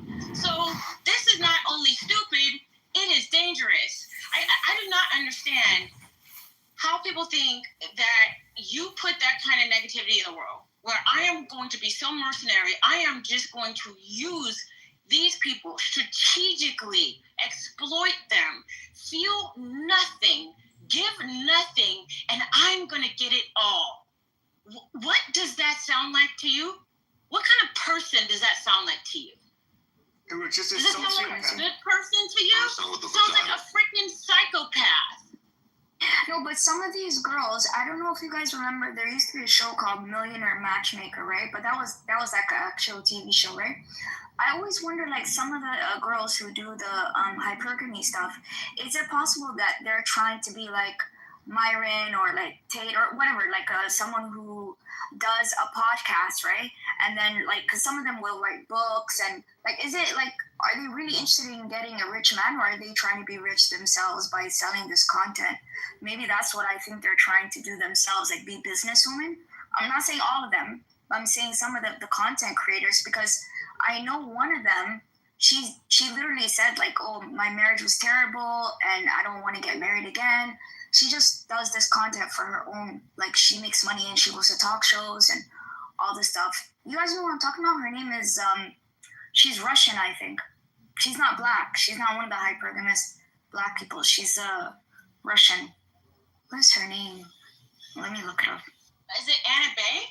Yeah, Anna Bay, exactly. Wait a minute, yeah. She got divorced already? Yeah, she got divorced, and she's yeah.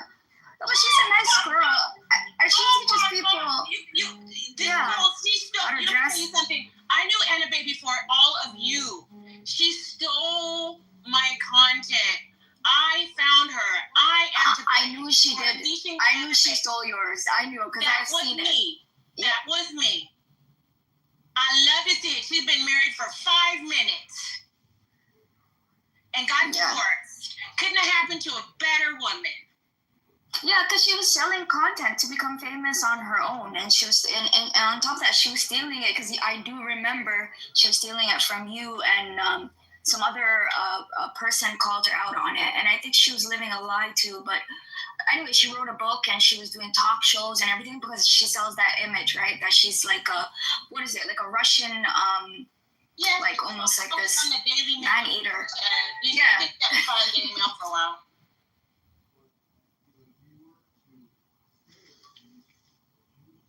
Out of all the content I liked during the pandemic, my favorite was Kevin Samuels, only because he was fucking hilarious. That was Sotomayor was funny too, but Yeah, I can't stand Myron and the other whack dude. Oh God, they're just the worst. Yeah, Sam Mills was good. He was funny.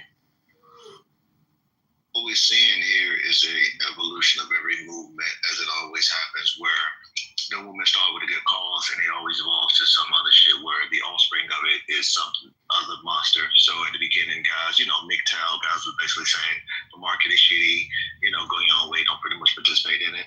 Then you had guys kind of respond to what's happening and why is this, that, and other. And now you got this little monster that's coming out of it where these younger podcasters are saying super stupid shit. So Myron Gaines, the Fresh and Fit guys, of course they'll say some good stuff, but they'll say some super stupid. And I'm glad other guys in the manosphere will call them out on it. Like Andrew was on there. And I guess we can consider Andrew. I don't know if you guys know Andrew. He always smoking a cigarette. He does the Crucible. I think that was his channel. And he would confront them about stuff. The whole idea of a man should be hypergamous and all that. Not hypergamous, but promiscuous and all this other shit. And basically just saying it's pretty stupid.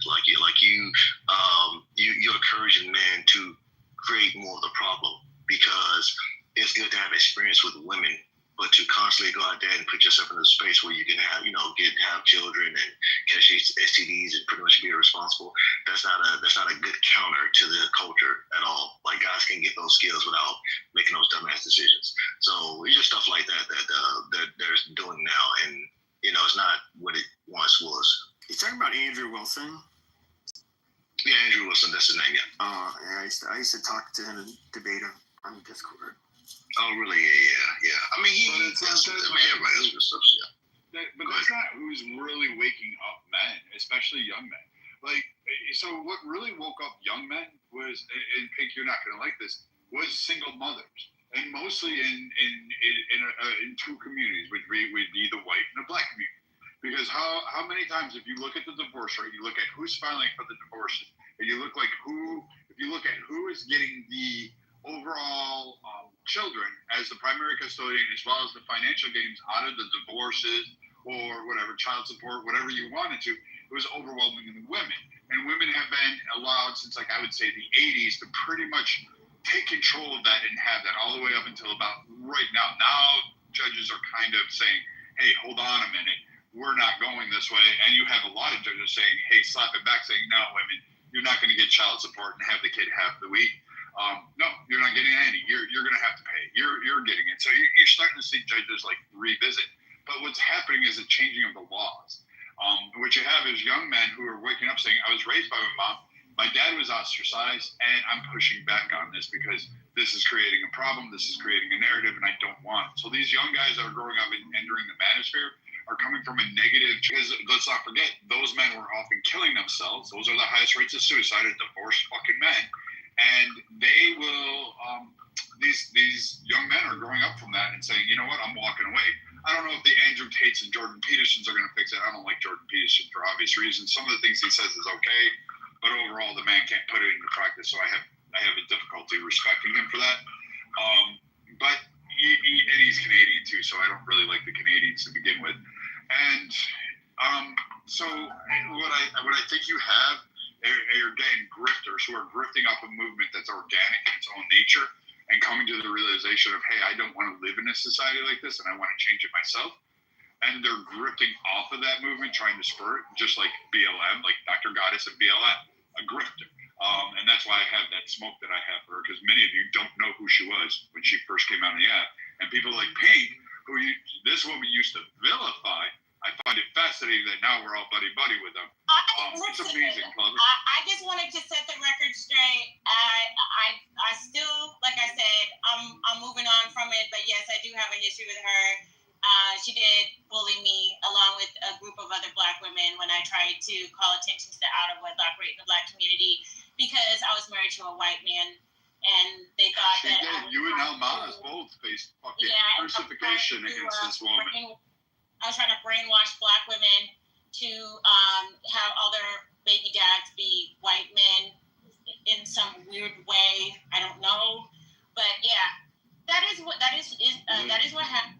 But she shut down Alma. She did a whole cancel campaign against Pink. She had rooms about how dangerous Pink and what were some of the, like Almaz and Sarita, another of other women. There was a whole campaign.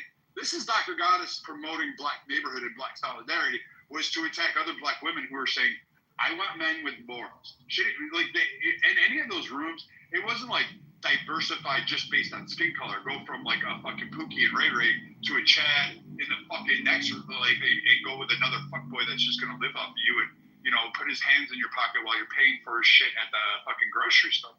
No, it was diversify from your thought process. Diversify and look for guys and men with fucking morals, character, and values that are willing to uphold yours and actually treat you with the respect and honor you deserve. And fuck race, fuck culture. You can mix cultures. You can blend with different races and still have this outcome and achieve the goals. All you have to do is find it on that line.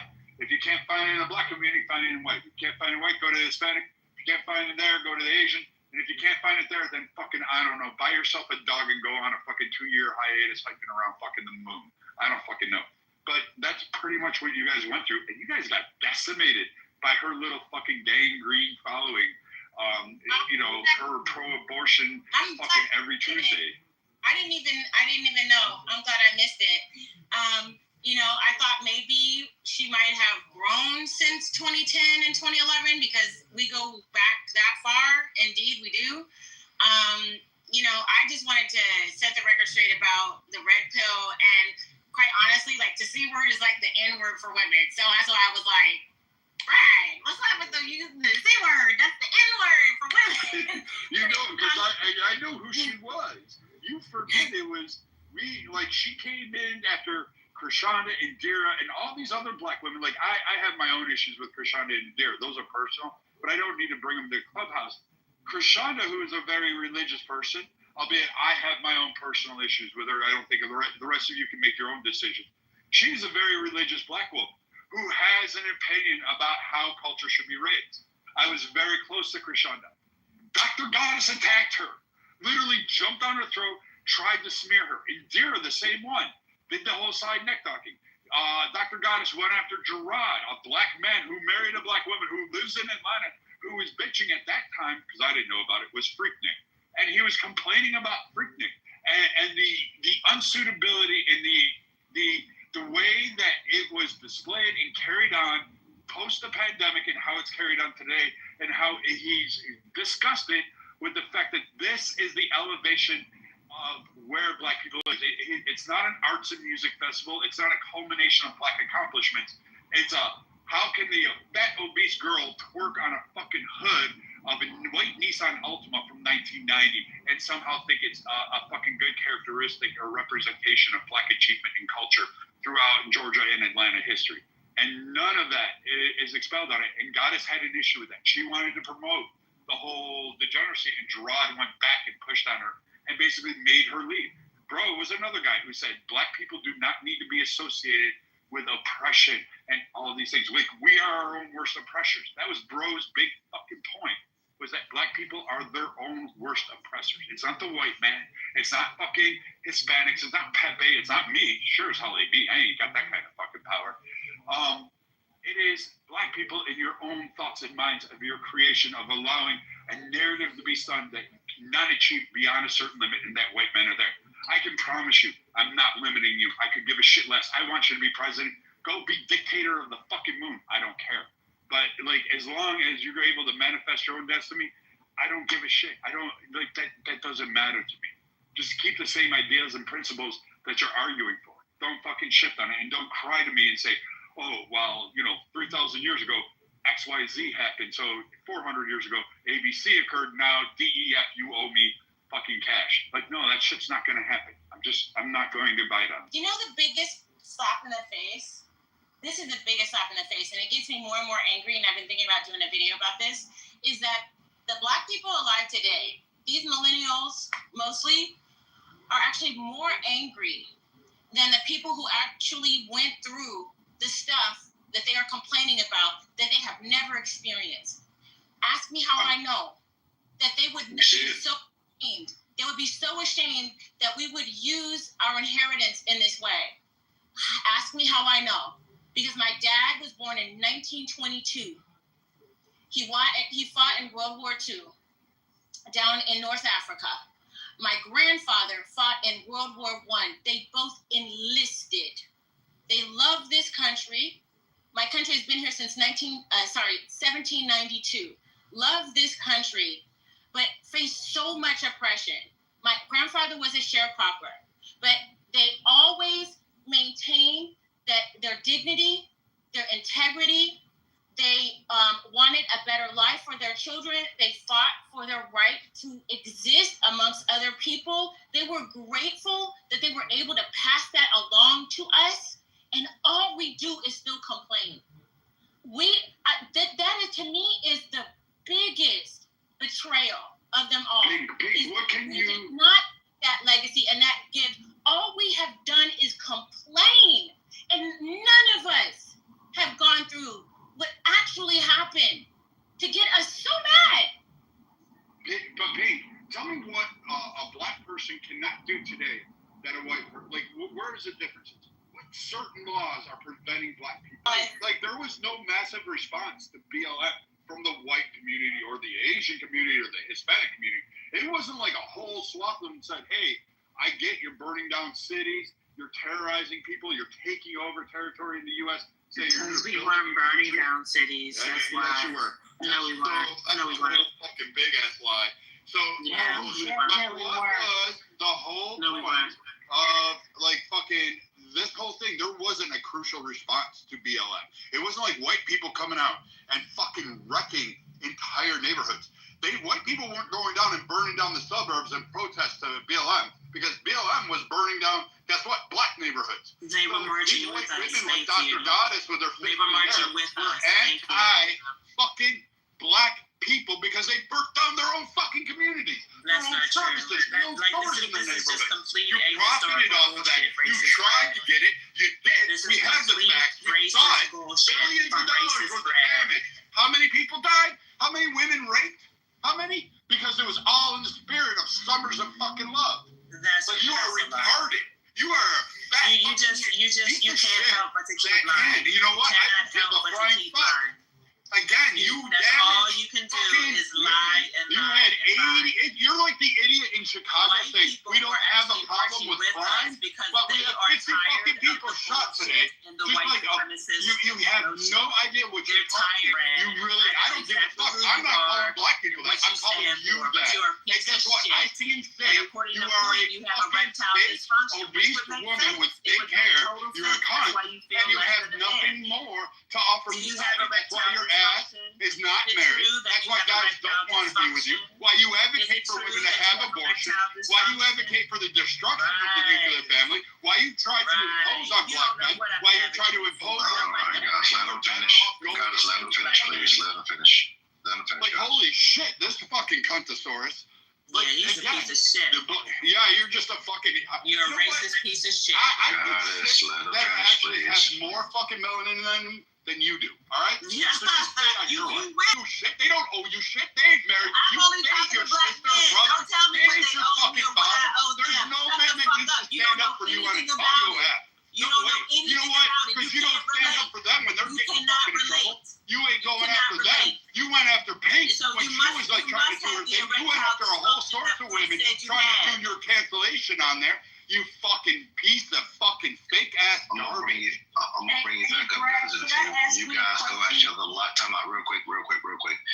When you two gauge each other, I'm gonna have to put one down and the other up if y'all come off because I just want y'all to get through y'all piece. So can I just finish it? Yeah, absolutely. Now bring it back. You don't have to. I mean, again, it's like no one wants to keep having gonorrhea infect them. Like you're supposed to get that once and you cut it off and done. So like this whole idea that like people like Goddess want to continue a racial trope. Again, there was no repercussions to BLM. In fact, there was no severe anything, and we're still trying to deal with the fallout because we're now having problems in communities. Not because of, guess what, police. We're having problems because of the fucking criminals. And who didn't see that shit coming? And now everybody's bitching about it. So now people like Pink are saying, we told you this. We told you this was the wrong pathway.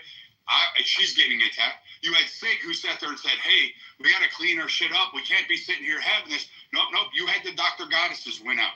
And what you have today is a direct result from these BLM bitches losing their fucking minds. That's what it is. These fucking cunts that fucking went up there and advocated for a change in society. And guess what? You shouldn't have listened to them, because these women weren't married. They won't be married. Men don't want them, and they're not procreating. They have no idea how to talk about your children. They fucking lie about history, and then they go through and extrapolate a whole bunch of shit just to say, hey, we're oppressed. I'll land there. I wanted to ask you. So, as usual, racist rat has to lie about Black Lives Matter anymore. Yeah, we can hear you, Sweet Pea. Goddess, if you don't mind letting her get a submission. Matter of fact, yeah, okay. Go ahead, Yeah, she giving it to you. Brad said something that I thought was interesting about what barriers. I'll say it like this. I'll paraphrase it and say, what barriers to wealth do people have now? And you were, I think, alluding to the fact that there are no barriers to obtaining wealth like they were, say, prior to 1950 or whatever. No, Right, it's the laws. What laws are on the books that say that a white man can do something that a black man can't do? Or a black person. That's very specific. Okay, laws. Yeah, I would have to agree with that.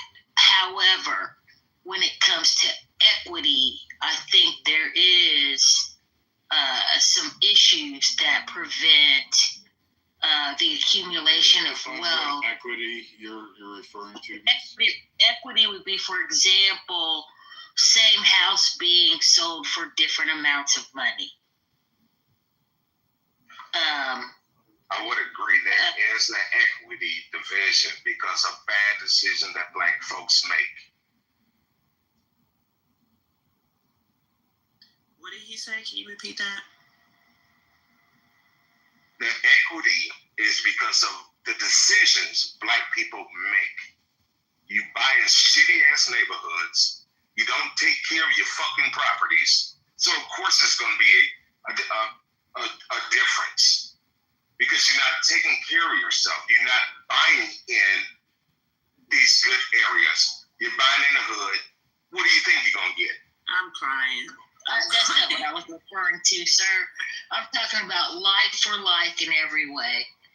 And getting a significantly lower price. That data is documented. So it's not my data. How are you staging your house for sale? How are you staging your house for sale? Are you talking property values solely across? It doesn't matter where it is, location, states, rural versus urban, quality of areas, materials, new age. You're extrapolating. I'm talking about. So I'm talking about same identical house. Okay, same quality of care. 2 streets, 3 streets over. Okay, how are you staging your house for sale? How am I staging my house for sale? Before. So I want to get it away from me and just say that one of the things that. Okay, so one of the things is that in some cases, it has been noted that the black family will have to take down all the pictures. And to get close to the same price, they have to take the ethnicity out of the home. Speak to a realtor, they tell you to take all photos out. Doesn't matter. Every realtor tells you to take your pictures out. Yeah, that's not real estate. But what I'm saying is, if you read the data for yourself across the board, you'll see that there is an equity issue. Now, if you dig deeper, some of those things that you guys are bringing up probably are. Are you going to interrupt me or let me finish? I just want to. Are you drifting to cumulative data, or are you going back to the 2 households that you're using as an example? Because you use 2 properties as your primary example, and then saying cumulatively, this is representative of the issue at large. and I would have to look at what data sets you're referring to, and particularly those two properties, why there's a difference, where they're located, what would be the rationale for it. Also the history of the house. Like, you know, if you had a murder in your house, it's going to sell less. But unless you had a ghost sighting, that actually increases the value. Amityville Horror, anybody. That actually can increase your property value in some locations. So it just depends on why a house is listed the way it is. So you have to look at both of those. I understand that. I'm just saying, all things being equal, it is an issue. If you want to add all these anecdotal reasons, I'm not saying those don't happen. Like things like anecdotally, there are things that happen, but you have to knock them in statistics. Those isolated instances, you would have to consider noise in the data and just try to deal with the raw data. And the raw data still suggests that the values are significantly lower than the exact same property, say across town, or exact same builder, the person. And this whole idea that Black folks don't keep their properties up and all of that is a little, I think, biased, and I don't know where that comes from, but because I didn't see it in my neighborhood. But I'll try to find some data for you and put it in the chat. And I only said that to point out. Sweet Pea, other people have put it in the chat. Keep going. The evidence is right there. Thank you. So the only point is there are equity issues when it comes to obtaining wealth, and it doesn't have, and it's maybe not law driven, it might just be bias driven or racism driven. And I'm suggesting it's racism driven. Well, so it's racism drives the offer. What is driving the exception of those racist offers? Why don't they negotiate better or not sell to the person who's trying to lowball them? White people are racist, bro. That's just hot. Well, look, it's a known fact that if a white person moves into a house that was previously owned by a Black person, they stop listening to Christian music and start listening to music with syncopations in it. They stop putting raisins in their potato salad. Okay, and they show up late to their appointments after that. So that's a valid reason why white people can't, buy houses that were formerly owned by Black people. And you can take that to the bank. That's, it's funny how people.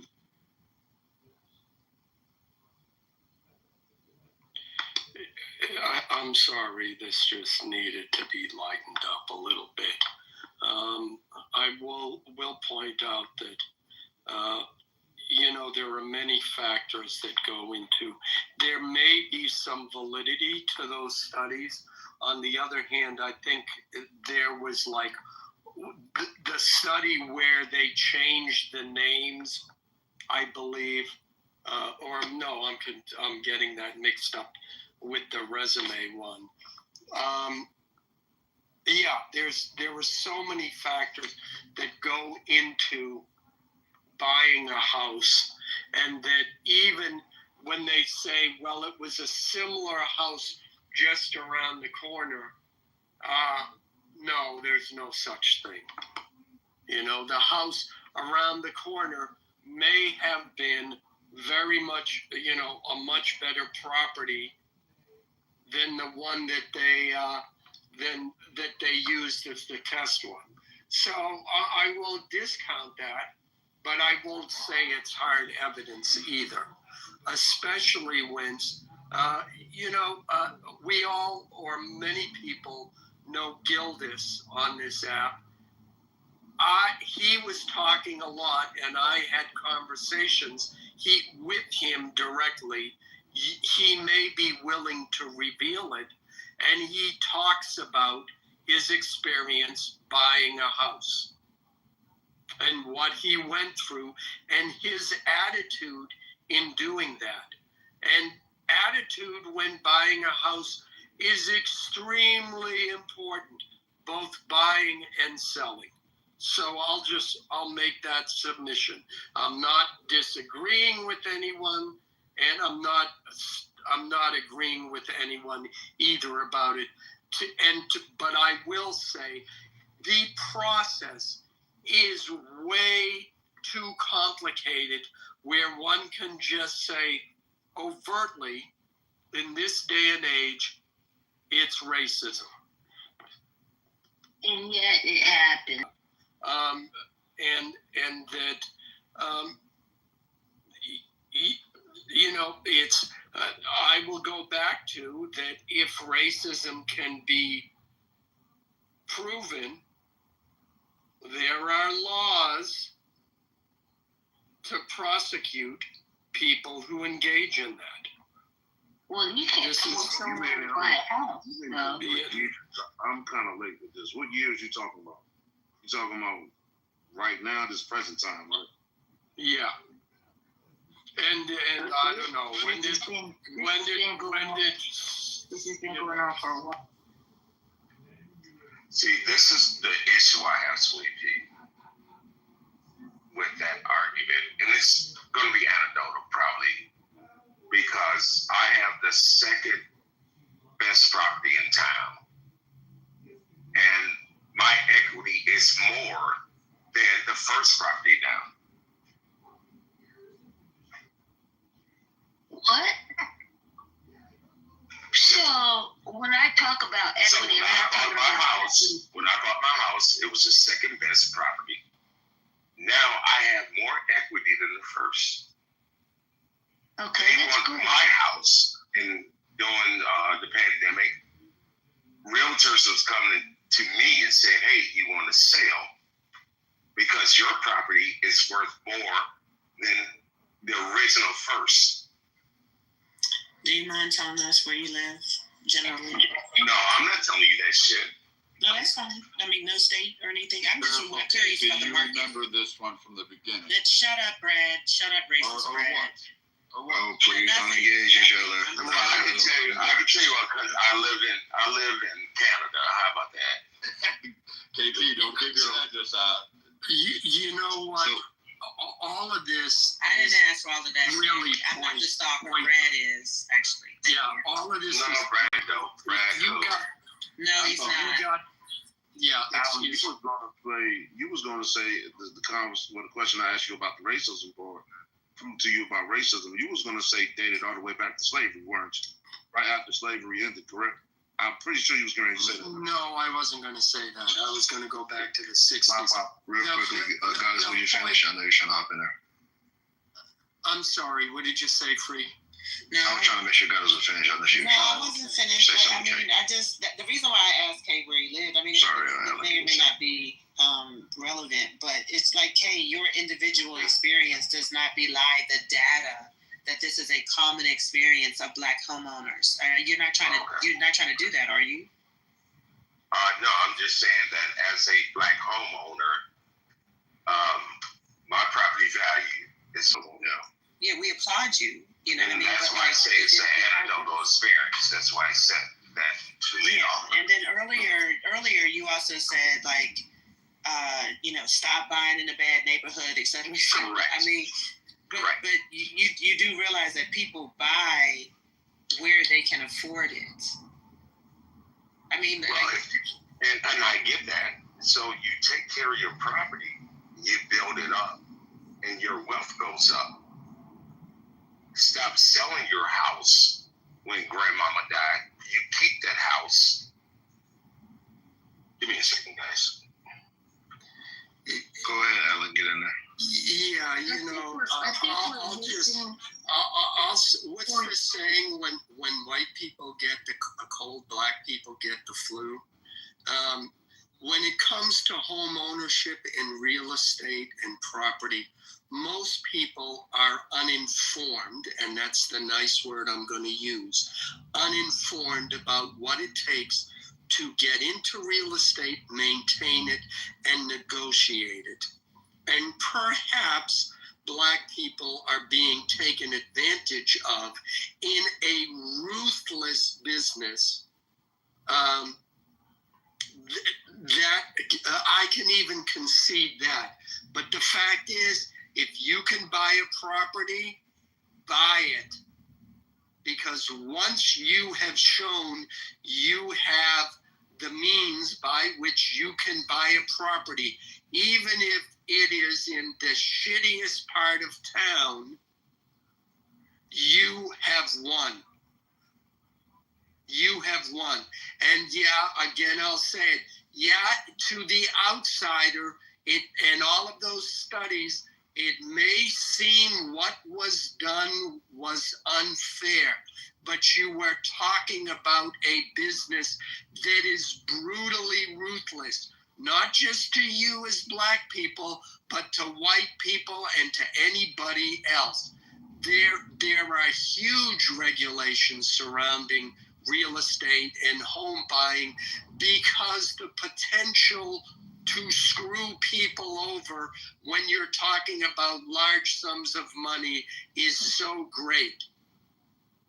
So don't think you're special just because one study came out and said, oh my gosh, they were treated unfairly when it comes to getting appraiser. You want the solution to that? Before you go, first of all, go to multiple banks. That's number one. Number two, before you try and get a loan at a bank, you call them up and say, oh, by the way, what's the appraisal company you use? Then you call them up and you independently, it doesn't cost a lot of money, $600, $700. You say, hey, I'd like to get an appraisal on my property, and this is just for me, I'm just curious. And you say, please, and since you're paying for this, they'll do it. Please give me the highest appraisal you can. Then you spend a month, and I mean literally a month, cleaning that place up to the point where everything looks at it like it's new, both inside and out.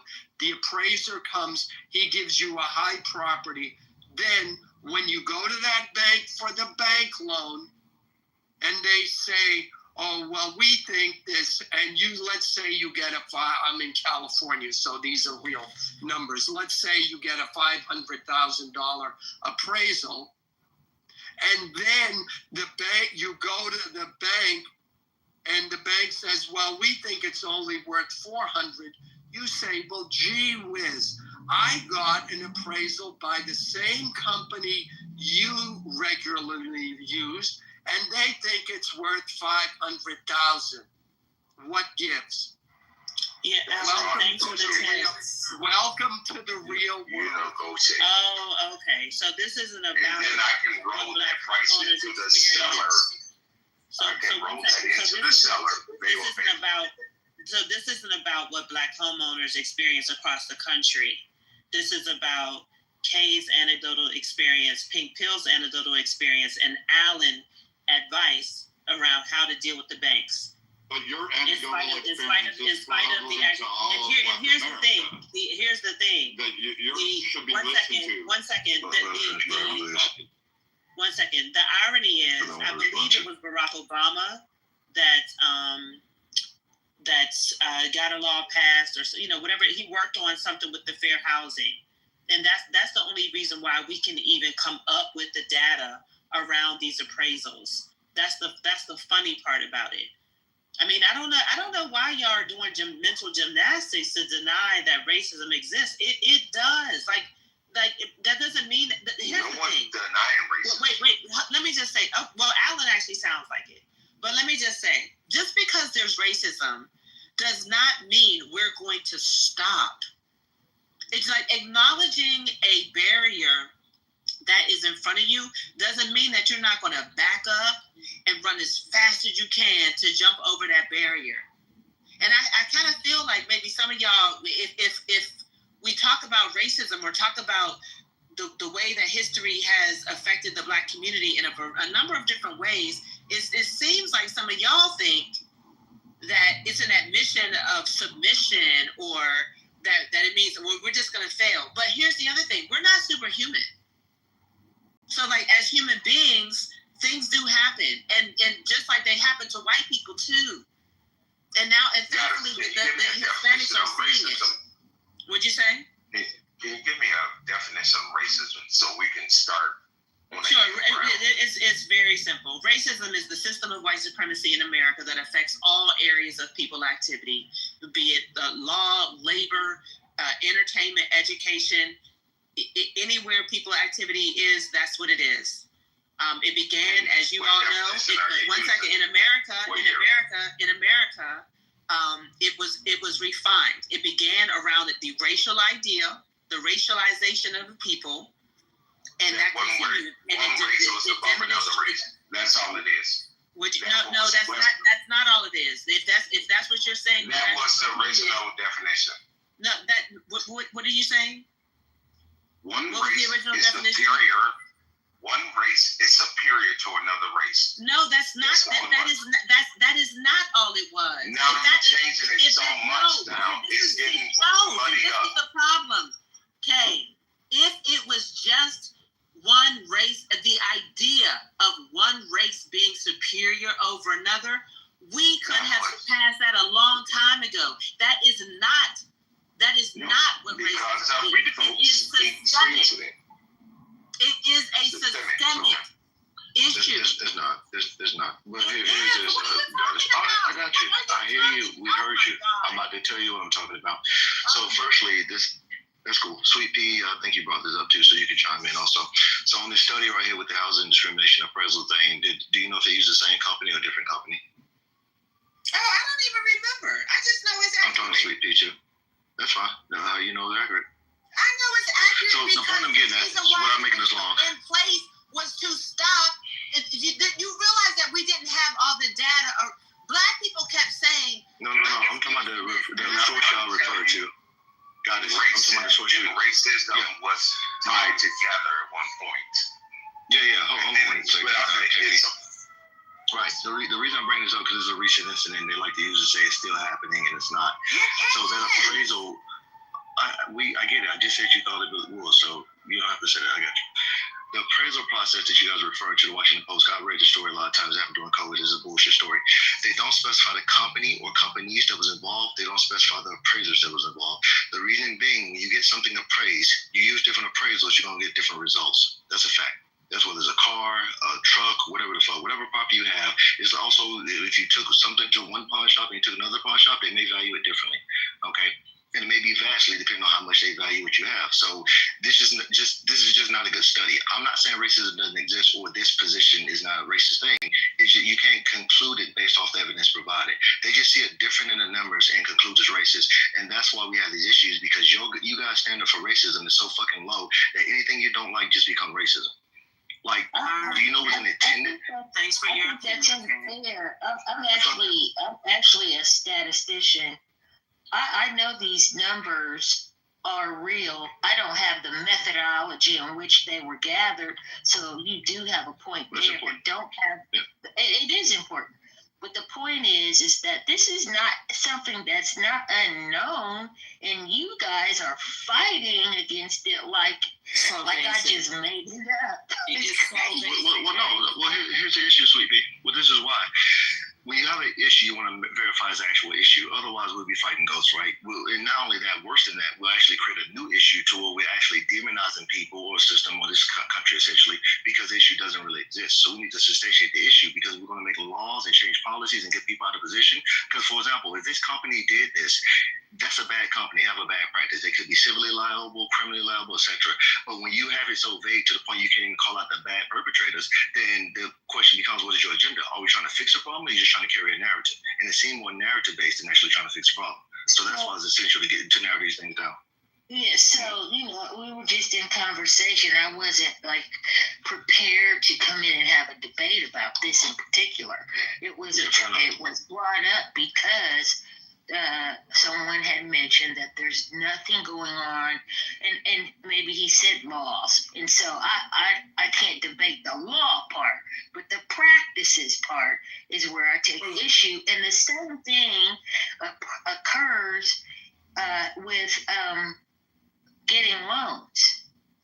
The same type of thing occur. But when they mention a company, think about it. We can start there. Think of if someone did something racist as a racist, say, hey, this person did it, whether they work for a company or an individual, because we have all these pictures posts online about neighbors and regular people doing the same shit racist. We doxed them.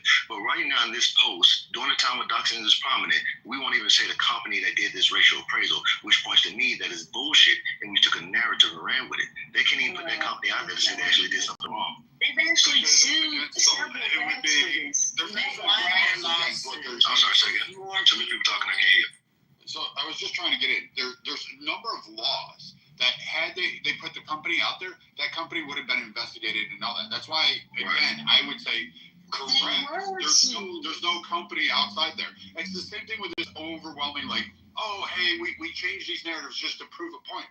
It's always a narrative. It's always a vague poll, and stats can be manipulated a whole bunch of ways. I'm not saying there wasn't oppression, miss. I'm not saying there wasn't discrimination, bias, prejudice, sexism, misogyny, whatever ism you want to fucking throw out there. You got it. You have it. Fuck, we had a policy for 75 fucking years straight, an anti-Chinese exclusion policy, in which we basically, anyone who had features that resembled Chinese, we threw them out of the country.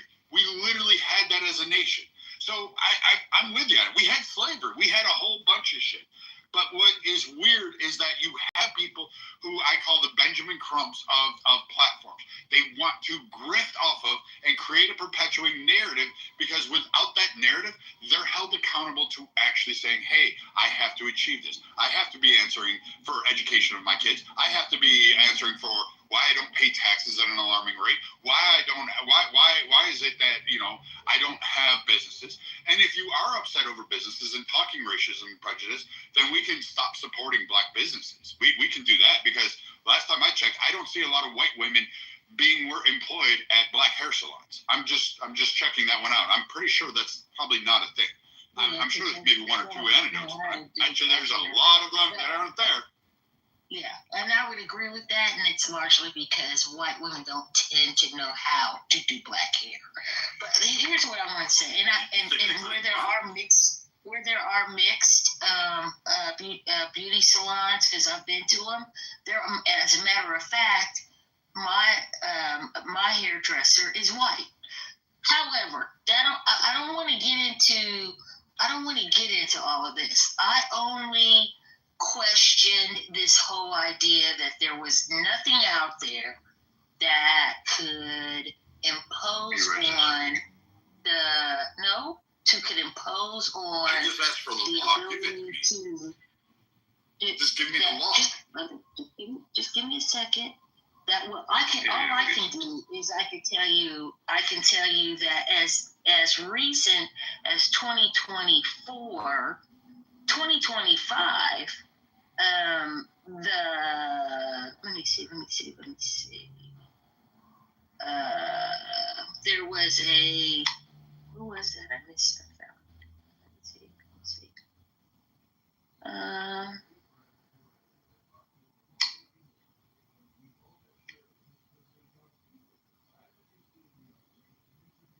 You're looking up a study? National City Bank in 2023 in the DOJ reached a $31 million settlement with City National Bank for redlining predominantly Black and Latino neighborhoods in Los Angeles from 2017 to 2020. The bank will fund loan subsidies and outreach programs to affect the communities, and this remains an issue today. In 2024, the DOJ and the state of North Carolina secured a $13.5 million agreement with the bank for avoiding lending services to Black and Hispanic neighborhoods in Charlotte and in Salem. Can you stop that for a second? So it sounds like the law protected Black people, got compensatory damages awarded and sent out for that. So I'm confused as to which law is preventing black people from being on the same footing. Oh, it's not racist, Brad. You're an idiot. Like, what is wrong with you? Okay, I just looked it up. I mean, it's just ridiculous. I'm asking what is wrong with your retarded ass. You're just a fucking idiot. Again, I get it. You want to go call it Punta Cana or whatever it is. Anyway, go ahead. Go ahead, Alan. I didn't come here Yeah, thank you for that information. I just looked it up. There are 4,462 FDIC insured banks in the United States right now. So let's see, you did 3 studies divided by 4,462. That means 0.067234424025% of the banks in the United States engaged in discriminatory policies which were caught by the government. I think if we're looking at less than 1% of banks that engage in discriminatory policies towards potential clients, we keep hearing that from even with the examples you give. The percentage is low, so low that I would advise anyone, if they are black, to go into a bank, do your due diligence, but don't worry about racism because it's not a factor in this day and age. Thank you. No, you would be setting them up for failure, Alan. Okay. No, I So wouldn't. first of all, Just so you're clear, in our community, we still keep going. Like that's the thing that y'all are missing. We know that there's racism. We still keep going. So we will still do our due diligence. But for you to tell us to take on a racially blind attitude and not be on the lookout, like you can still go in and have done your due diligence and still be on the lookout and make sure that everything is on the up and up. Just because you criticize one study, that doesn't mean much at all. You're acting as though you don't know how many of these banks were even created. You're acting as if you don't know that black people are routinely targeted. Y'all are mind blowing. I know the denials are amazing. Doctor, I know that you believe that. I also I don't just believe it. These are actual facts. I know that you know it. I know lots of facts. No, I'm not lying. Okay, I know that. You haven't presented one fact yet. Can I just say something? Thank you. Yeah, you know what I do. You can Alan and Goddess finish it up. Yes. Alan, hold on. Let Alan and Goddess finish it up. Peel, you hop in that next. I think Kate was trying to get into. Yeah, I do know that that it is a stated fact from critical race theory that one should assume that there is racism in everything every day. I do know that that's what you seem to be echoing. You're not going to get along. Congratulations. Where's the requirement that you have to be nice? Where's the requirement? It's called common sense. No, but under the law, listen, there's plenty of arrogant people that get loans. Stop the cap. Stop the cap. There are plenty of arrogant people that get loans, and there are plenty of nice people that do not get loans. How about that?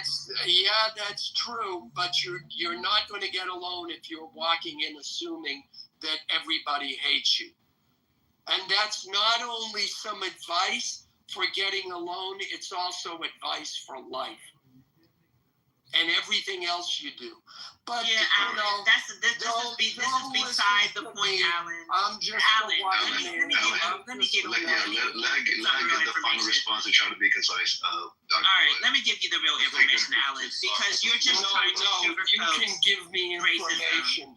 Don't qualify it by saying real. Well, it is real because you don't know what you're talking about. You don't know what you're talking about. You're trying to make it seem as though Black people, if they just have a smile and a good attitude, they can surpass racism. Now, on an individual level, I can see that, right? Like it certainly happens. Like if you're polite and absolutely, you may get better service, or you may not. So the irony is, there are people out there. One of my relatives was one of them, who partner up with white folks, and they go out. They have the same resume, and they go out and do interviews. They test people. They do this for a living because they know that racism is out there. Now, according to the law, there's no discrimination in employment. That's at the bottom of every application, right?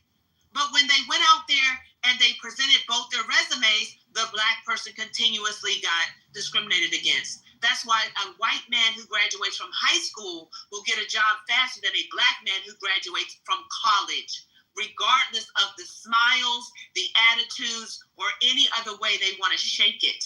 So I'm just not going to let you try to sugarcoat and deny racism. Can we adjust some attitudes and so on and so forth? Sure. He doesn't need your permission one iota. Shut up, Brad. Guys, moving on to Pink Pill. Pink Pill, go ahead. Fuck off. Nobody said no. Guys, holy shit. I will not shut up. That's the okay. All right. Well, please. Well, okay, doctor. Do that plastic bag around it. Jesus. Dr. Goddess, will you please just allow for me to speak? I know you don't like Brad. Yes. I don't like Brad. You guys have your history, but I gotta say something because it needs to be said, right? So, Dr. Goddess, you are not wrong in saying that racism still exists. Anybody who has an X account can see that. But I think that the issue where I'm frustrated as a Black person is that we have Black elites, and I do put you in that category of Black elites, who by every chance they get want to remind the community that racism exists. It would beat it on the head heavy with it. And as a result of that constant narrative, I don't think you guys realize the shadow side of that part. I don't think you guys realize the damage potentially that you're doing to people, and that you take away their internal locus of control. When you tell somebody that no matter what they do, that racism is going to be the key defining factor from the time they wake up to the time they go to sleep, you terrify a child. Now, I just want to say, you terrify a child. It's not just you. I'm just talking about the whole elite. The thing that I find ironic is that the people who are responsible for carrying on these narratives are, again, our Black elites. But what makes them elite is that they made it. So they have some sort of internal locus of control that, despite knowing that there are challenges that are outside of them, that there is something in them that can affect the change. What I would like to see more from Black elites is less emphasis on what Black people can't do and trying to emotionally manipulate people, make people annoyed by us, ignore the things that we need to take responsibility for by making excuses for Black people that we know we should not make excuses for and blame it on something else. I think that I would like to see more of Black elites talking about how they made it, because clearly they have. And I'm talking about superstars. I'm talking about politicians. I'm talking about, they all want to remind us how bad it is. Tell us how you made it then. Because I'm looking at you. You're telling me I can't make it, but I'm looking at you and you made it. So what did you do? And instead of, and I'm not saying no celebrity has ever written a book or done anything like that to sort of give the game to Black people, but clearly it's not enough. Most of the narrative is that we can't make it. And I really think that that is damaging. So I'm not trying to. I'm not saying. I'm talking in general, Dr. Goddess. I'm saying that you are part of a group of people who does this. Okay, and I know you pretty well. So, I mean, well, I don't know, but I know your politics. I know your politics pretty well. So that's why I'm talking to you. I'm not like the one speaking. She doesn't. That's what talking to. Yeah. Oh, okay. I'm sorry. I'm sorry. So I will say for the both of you. I will say both Dr. Goddess and Congressman speaking. Okay, but I'm listening to you speak, and you did also say that you were a statistician, and that is not somebody that did not get an education. So you are part of the Black elite.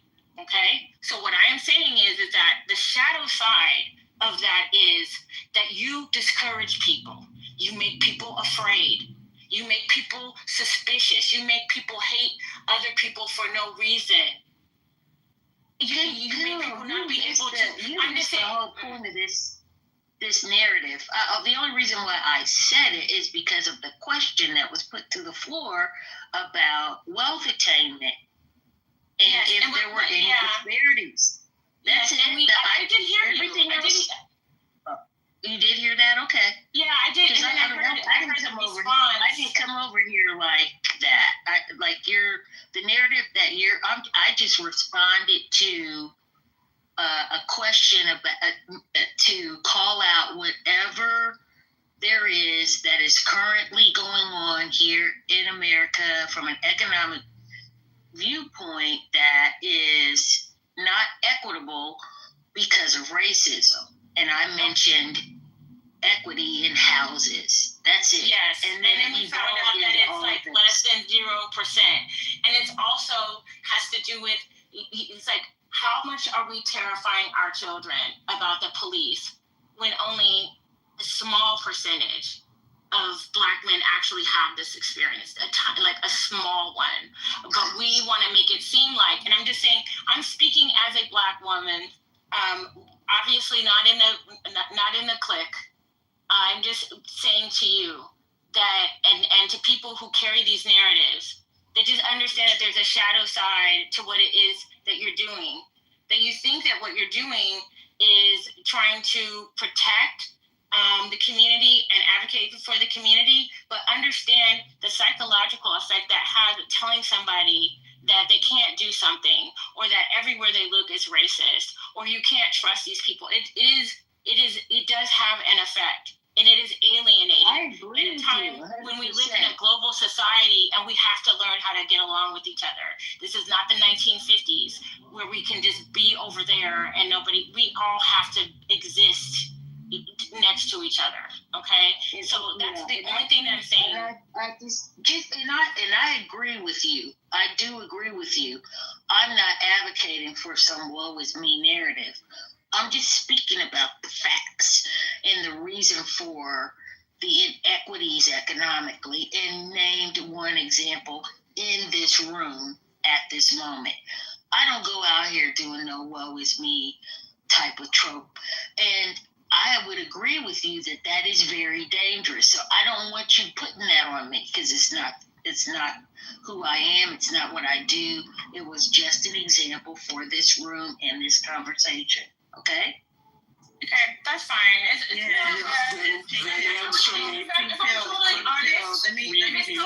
I'm totally honest, I will say it's directed more towards Dr. Goddess. Yeah. I mean, I didn't say what you taught. I said I know what your politics are. Yeah, no, but I know what you know. But I don't think that you know everything about my politics. Shut the fuck up, racist Brad. Free, now it's my turn. It's my turn, Free.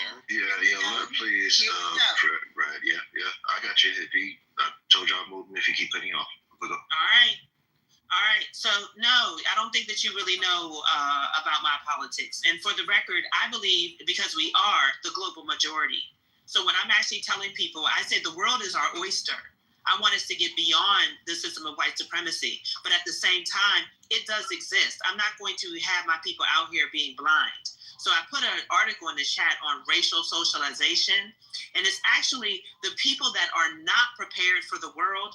They are the ones that get blindsided. they're the ones that end up failing because they're not prepared. The people who have racial socialization are the ones that actually succeed. So when you ask me, how did you do it? A part of it was racial socialization. So let's take when it comes to education. My mother, who understood about racism, as well as my father, they said, get your education because you have to be twice as good in this society. Therefore, I valued education. Did they deny racism? No. Did they say, so therefore you can be lazy and chill because racism exists, you ain't got to do nothing? No. They said be twice as good. So they armed me with high expectations, and I went out to the world with high expectations for myself and others. That's what racial socialization is. Being honest with our children and giving them a charge is not holding them back. What's actually holding them back is not preparing them. Yeah, my parents prepared me too, but they also taught me to not harbor hate and anger. Like, these were people who actually experienced the things that you talk about are still so prevalent, which is not true. So the people who actually experienced all of these horrific things were my parents. My father was a sharecropper's son, and my mother picked cotton in the summers when she was out of school. So my family is very familiar with this. And I can tell you, yes, this is an anecdotal thing, but they did not harbor anger or hatred. They wanted us to win, and they wanted to use the inheritance that they sacrificed for, not to complain, but to do better. And I will say that, yes, that is what my parents said to me too, exactly what you said. But here's the deal. We cannot deny that there are people in our community who will make these excuses and say that I don't have to bother. If that was not the case, then we wouldn't have so many of us who are not finishing high school, who are not finishing college. And I'm talking specifically about the men. So if this was the message that was given to the girls, I don't know how it got lost in translation for the boys. The boys are not okay. So, my brother got the same message, and he's fine. Well, my brother got the same message. I mean, my brother got the same message as well, but that does not mean, I'll go back to what you say, that's anecdotal. But it does not mean that the boys are... Does he have a chip on his shoulder? Okay. Absolutely not, because my parents... But hold on a second. That's because my parents didn't raise me to hate white people. And I'm telling you, nobody is.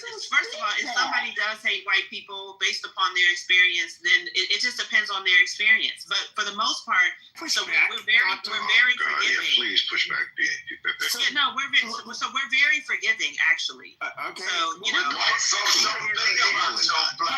I do want to. First of all, I mean, I broke down, I think the link's still up there, the crime statistics, and I would say, just based on statistics, there's a reason why I would say people should feel wary around particularly black men, young black men. Now, with that being said, I've only been robbed twice. Should we be wary around white men?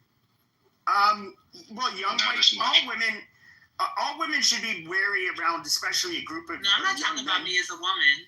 Although that matters, I'm saying should black men be wary around white men? Not more than I would say less so than they should be wary around other black men. And that's based on the FBI stats? Yes. The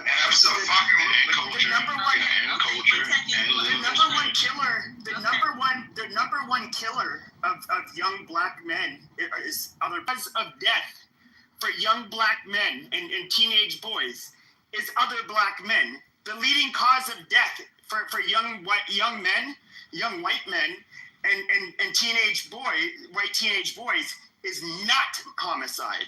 That is the big difference. So I would say, yes, black men. This is just statistically true. I mean, you can try to spin a narrative all you want, but even I've been robbed twice. Both times it was a black man. And I was a kid when it happened to me. Now, I don't hate black people because of it. Did that even, and to be fair, the second time it happened, there was a black girl I went to school with, And I guess she kind of knew the dudes. They were in their like mid-20s. And she's like, no, that's fucked up. Give me your shit back. And, she actually got my shit back. She was actually putting up the fight. And so, I mean, obviously, I don't paint all black people with the same brush. But I would hope you wouldn't, because if we painted white people with the same brush, we have stats too, Pepe. There are stats. What stats do you have? We want to run down. White men kill their entire families more than anybody else. White men are the number one threat to American democracy, according to the FBI. According to the FBI. Which year? Every fucking year. No, it's not every year. Because I know it is every year. I don't think. Okay, Dr. Goddess. Excuse me, 1 second. Black men are also. Where's that stat? No, that's not. That's not how it's worded. That's not how it's worded. No, hold on, Dr. Goddess. Dr. Goddess, as you know, I would do that. I will put the studies. Sure. Okay. Let me finish. Yes, let me finish, Doctor. Okay, let me finish. Goddamn. Jesus Christ. Okay, so obviously I had very strong feelings and have done these debates for a long time. Now, I understand what you're trying to say is that they were considered the biggest domestic terrorist threat in the United States. Yes, that happened for a few years. Now, do you know what? You know who was listed previously to that? I think up until maybe 2018, 2019, it was black identity extremists that were considered the number one domestic terrorist threat. So it's gone back and forth. That was a fabrication. What's his name? Oh, the FBI lied. Okay. No, but it wasn't. I've never seen somebody hot-footed this much and try to go. Shut the fuck up, Brad. Nobody is talking to you, Brad. Nobody is talking to you. I am not talking to you. I'm trying to respond to Pepe. No, you're not. You're trying to bitch out your whole fucking way. Hold on a second. So hold on a second. You should just like shut the cunt up. Okay. If we want to get him down, damn. But no, I'm the one talking. And Jesus Christ. But when I respond to you, he keeps talking. I can't get a word in edgewise. Because nobody else can get a fucking word in edgewise. Because you need to shut the fuck up. Okay, Brad, but hold on, because I want to ask her some other things. Now, because I've been listening to this, and okay, first of all, we can just look at the very unpleasant realities. If you were to ask, I would say the average fucking teenager, whether it was the 60s, 70s, 80s, 90s, 2000s, okay, they know which groups of people are generally going to be the people they have to watch out for. Now, that you can break that down by sex, you can break it down by age, and you can unfortunately break it down by race. It's something that it's a pattern recognition that everybody fucking has. Now, for you to... it's really bizarre when the statistics back this up. It's like, I don't really hear, I don't hear people, especially doctors or anybody like, that work in academia, deny the fact that young black men do have a violence problem. They more or less argue why they have the problem. Yes, they absolutely have a violence problem. When earlier in the room, it was actually a white man. Thank God, he was literally the only person that was pointing everybody to poverty. Yes, it's not just any black man. It's not like wealthy black men are going around shooting people. It's not even middle class men. You're talking about people who are struggling with poverty, who have been disproportionately falsely arrested, because that's also in the FBI stats. Black men are arrested more, but they are arrested, and many of them have false accusations against them. So don't forget that fucking stat. So yes, they feel very hostile. They're left out of the economy. One second. I'm not talking to you. Hold on, let her finish. Conversation with Pepe. So yes, young black men who are left out of the economy, who definitely feel hostile, who are targeted in school to prison, for-profit pipeline, hell yeah, they feel hostile. Yes. So that's a fact. However, okay, so if you want to talk about stats,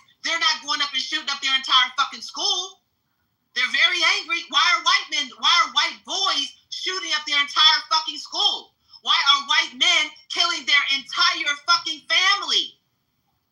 So we can talk about stats. Yes, but we can talk about don't them. just stick on stats about young black men. Sure. So it's interesting because that when it comes to mass shooting, and I believe if we only looked at school shootings, whites are still per capita. They're not. They might be just about represented. It's nothing that they really do at a higher rate. And if you look at some of the more recent ones, yes, literally described himself as a Nazi that did some kind of killing recently. But let me ask you this, because this is another. Real quick. This is another. Because what is it? LL and Pink Pill. Nobody is saying that we're not taking accountability. I'm responding to the stats that Becky is talking about, and I'm saying that one, we need to set the record straight for one. Yes. That just because I'm setting the record straight does not mean that I'm saying that there's no accountability. Y'all keep running to that shit, and it's some bullshit. All right. So there's some other misconceptions. Who do you think is more overrepresented for being serial killers, whites or blacks? And who do you think the deadliest serial killer in the United States was? Was he white or black? I mean, the deadliest person. I don't know who the deadliest person is. Yeah, I do believe that more serial killers are white than black. No, black people are actually overrepresented as serial killers. In other words, spree or thrill killers. In other words, not people who do gang stuff, but people who like to rape and torture and kill and do it for their own sick perversions. I forget his name, but the serial killer with the most bodies in the United States is a black man. I mean, there's a lot of, when it comes to familicide, it could be, and when it comes to familicide, well, because a lot of people like to say that. A lot of people like to bring up, well, let's talk about the funny stuff you guys like to do, like touching kids or something like that. Once again, blacks are overrepresented. No, we're underrepresented. No, white men are. No. I know. I've looked at the stats. No, we're not actually. There's one sexual offense that whites are overrepresented, and that is child pornography. When it comes to child rape or child molestation, blacks commit it at a much higher rate, about double the rate of white men. So once again, like a lot of these stereotypes that you just said that. What did you say? Child molestation or something like that? No, that's not. Child pornography, yes. Yeah, because I knew about the child pornography. Listen, before To Catch a Predator, and thank God for that, man. Before that, you never saw white men being addressed, and you never saw white men being arrested in those numbers. You always see black men being perpetuated as criminals in every aspect. So it's just like the stats alone the stats, they mean something, but they don't mean everything. And the fact of the matter is, all these white men who are engaged in child pornography, it doesn't just stay there, Pepe, and you know it. Well, I would say this. There's one. First of all, somebody who's lived in majority, mostly majority. I was born in D.C. I lived in Maryland. I guess those are the only two, like, not majority non-white states I've been in, or places. But as an adult, though, it's Alaska, Montana, here, in Arizona. I don't know how to put this. Well, let me just say something. When white people commit crimes, we throw, they are made an example out of. In fact, you would way rather get caught doing a crime in Maryland than let's say in Montana. Your sentence will likely be many years less. Now, there was one example I can think of that was gang related and it involved nothing but white people. And this happened maybe a decade ago in, I believe it was Waco, Texas. You had two outlaw one percenter clubs. In other words, they're a gang. The Banditos and the Cossacks. They were at a Twin Peaks with a big outdoor patio. And Twin Peaks is kind of like, I guess, a knockoff of Hooters. But anyways, one gang rolls up, one motorcycle club rolls up. The other club sees them pull up. What do? They start beating the shit out of each other, start clubbing each other, start stabbing each other, and they start shooting each other. Now, what ended up happening is there was about a couple hundred people involved in that. I guess you could say gang violence. Well, Texas, they gave none of them bail. They said, yeah, fuck them, throw them all in jail. You want to do that where people are out with their families, you pieces of shit? Fine, fuck you. You want to do your gang shit out in the middle of public? All right, fine, fuck you. No bail for all of these motherfuckers. Right. White people. Hold on a second. And white people, you did not hear one white person bitch. No, free Roscoe, yeah, get a boy out of jail. No, there's none of that shit. Now, hold on a second. Okay, go ahead. Now, I think most of them got off because they for whatever reason, they did not snitch. And so they didn't have enough information. But with that being said, white people absolutely will throw the book at gang members and people that are, bring out blatant violence like those bikers did. Now, when it happens with black people, it's like, I feel like what we get is this, all these black men in prison, it's so sad. Oh, free Pookie, and it's like, the school to prison pipeline. And it's like, well, how do you expect us to, actually, how do black people in some of these neighborhoods even fucking live in a functioning place when they have to deal with these fucking assholes? White people don't have to live with them because we lock them up. Yeah, so what are we supposed to do with the violent blacks? Let me know when I can respond. Can I speak because I haven't spoken? Wait. Because me and Pepe, let me just respond to Pepe real quick. Well, I know, but I just this is a whole spoken and you've been speaking and I've been listening. So I just want to make two comments. You're making an assumption that every black person has to deal with a Pookie and Ray Ray. That's your first mistake. The second thing is, I went and I looked up what you were talking about, the child molestation and how white people, of course, they deal with child pornography. I looked up the stats for just child abuse alone between whites and blacks. It said that white people are guilty and have more cases of child abuse than blacks. Blacks are second to white people. Now, then I went and said, well, what is considered the abuse? They included sexual molestation, neglect, all of those things. So when you put something very small in and try to say, oh, it's child molestation, that's a very small. Okay, ask them per capita. Ask your chat GBT or whatever it is, per capita, which group commits the abuse more. It's going to obviously say black people. It's blacks. No. And it's also underreported in black community. It's underreported everywhere. No, it's underreported because all right, stop. We're looking at the Epstein files right now. You talk about underreported. That's an antidote. Like, what the fuck? It's not anecdotal. It is anecdotal. It's literally one fucking dude. It's not anecdotal. And black people have been pimping for a long fucking time. I mean, what the fuck are you talking about? We've been fucking subjected to black fucking codes. There were never any white fucking codes. So you what? You want to talk about the relationship between black people and criminality. And let me just address this really violent criminality. What I heard when I first came in the room. So when I first came in the room, y'all, generally speaking, we're talking about, and some of the people, a lot of the people aren't even here. But what y'all were talking about on the stage was, black crime. It's just their culture. It's a cultural issue. This is just get the entire fuck out of here. That the origin of black crime is a cultural issue. If y'all left us the fuck alone, there would still be some crime. We left you guys the fuck alone in Haiti. How did that work out? No. First off, Pepe, we didn't say the origin. No one said the origin of crime. We're talking about America. No, the origin of black crime. Listen.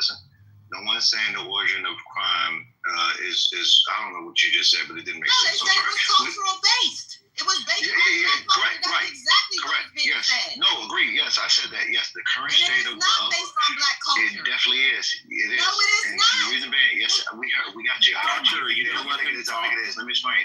I'm all right. What the fuck? So the reason being because we help facilitate it. You're not gonna let this black king talk? Stop. Go ahead, black king. Yeah, but I know I did, Doctor, and I just want to address that. Yes, and the reason why it is because we help facilitate it. We support it a lot. It's in our music, it's in our politics, it's in our entertainment, it's in everything. So many politicians and even entertainers who are not rappers will tell you they came from a gang background or they got family members or they had to sell drugs or some shit like that. They're talking about how they help facilitate it. Right now, in just general social media, if you go to TikTok, you see so much of our youth committing crimes and doing criminal shit, and that is them. That is coming from them not having good homes where the parents and the people involved in their lives help them actually give them guidance and pull them away from that lifestyle. So we just on a vicious cycle of repeating shit that keeps the criminality up in our communities. That is culture. First of all, the culture of the wait, hold on, because I let you go before me. So let me just address this. This is what I mean about when you don't understand your history, you literally don't know who the fuck you are, and this is a problem. And you don't know. And white people, when they deny American history, not only do they not know who they are, they actually think far highly of themselves than they should. So, following slavery, there was a thing called the Black Codes that were instituted. Do you know what the Black Codes are, Free? I'm familiar with them. Well, I'm gonna let you finish because This is going to be a monologue. What did the Black Codes do? Because I really need you to understand. What please go for it because I don't have time. No, just make your point because I want to respond because I have to take a step away for it in a second. So go ahead, please. All right. So does any black man on the stage know what the Black Codes are? Lover, you always have something to say. Get on with the damn story. Don't look it up. What are the Black Codes? I said get on with the damn story. Exactly. Because you don't fucking know. Nobody gives a fuck. This is the problem. No. If you know, say it. They had less fucking rights, basically. No, it's not about having less rights. Like this is oh my god. Like this anyway. Just make your point. So I'm gonna put a link in the chat. Y'all motherfuckers, you take the time to read some shit for a change. Because without the Black Codes, they wanted cheap labor and all of that shit. People, and literally, Pepe, there were no white codes. Just no so shit. You know. In Yeah, 1964 and 65. We're talking about today, honey. Oh, yeah, I know we're talking about today, honey. Okay. And that's why the Black Code. What's the purpose of the Black Code? To have a bunch of cheap fucking blacks that basically have nowhere to live, and so they can work on a fucking plantation for next to nothing. Oh, not just a plantation. Not just a plantation. One second. I'm talking to Pepe. Not just a plantation. What was it for? If you were found guilty of a quote unquote black code, what did you have to do? It was to oppress black people. No, we're not. No, I'm not going to let y'all get off with the. It was basically to keep it. It was basically this once they used black people as farm equipment, and once they were freed, it was basically a way to force them through laws or codes to make it so that they kind of didn't have much of a way anything else to do, but they'd be exploited for either very cheap or forced labor. Enforced labor how? Yeah. So, wait, what the fuck does this have to do with 2025 and us having two black presidents? We've had two black presidents, and you want to point back to 150 years ago. No, just hurry the fuck up. Nobody gives a shit what you have to say. I'm going to respond. I'm going to give you a second. Go ahead, guys. And you did not know. We've had two black presidents. Oh my God! Get on, go and make your point, please, guys. What's your fucking questionnaire, please? I'm trying. I gave Lover the opportunity. He was silent then. I didn't know what the fuck it is, but I don't give a fuck. Hurry up. I know you don't give a fuck.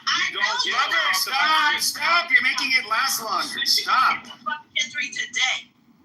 So the black. I usually like it the last. Shut up and let it finish. To fill convict labor. Convict labor. This is the precursor to our for-profit prison systems. So when you say, oh, black people indiscriminately, disproportionately commit these types of crimes, we've got the stats. Fuck you and your fucking stats. Because we have stats as well. But how does our prison system work? How does our prison system? Okay, that's amazing. 1 second. How does our prison system and judicial system work any differently from the UK's or anywhere else in the Anglosphere? Because if the 13th Amendment says, except for the punishment of crime.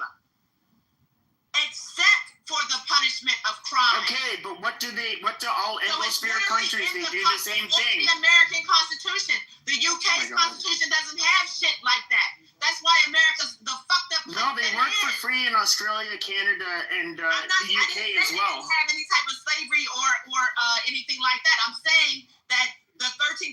is in the American Constitution. So you're gonna sit around and make excuses for people that didn't want to give up slavery, that then said except for the punishment of crime, slavery will be abolished. Then you have people making up fucking crimes, like walking down the street, looking a white man in the fucking eye. You could get arrested for that. Not stepping off of the curb. What does that have to do with today's judicial system? Exactly, because it's bullshit. No, Goddess, this is no. It is bullshit.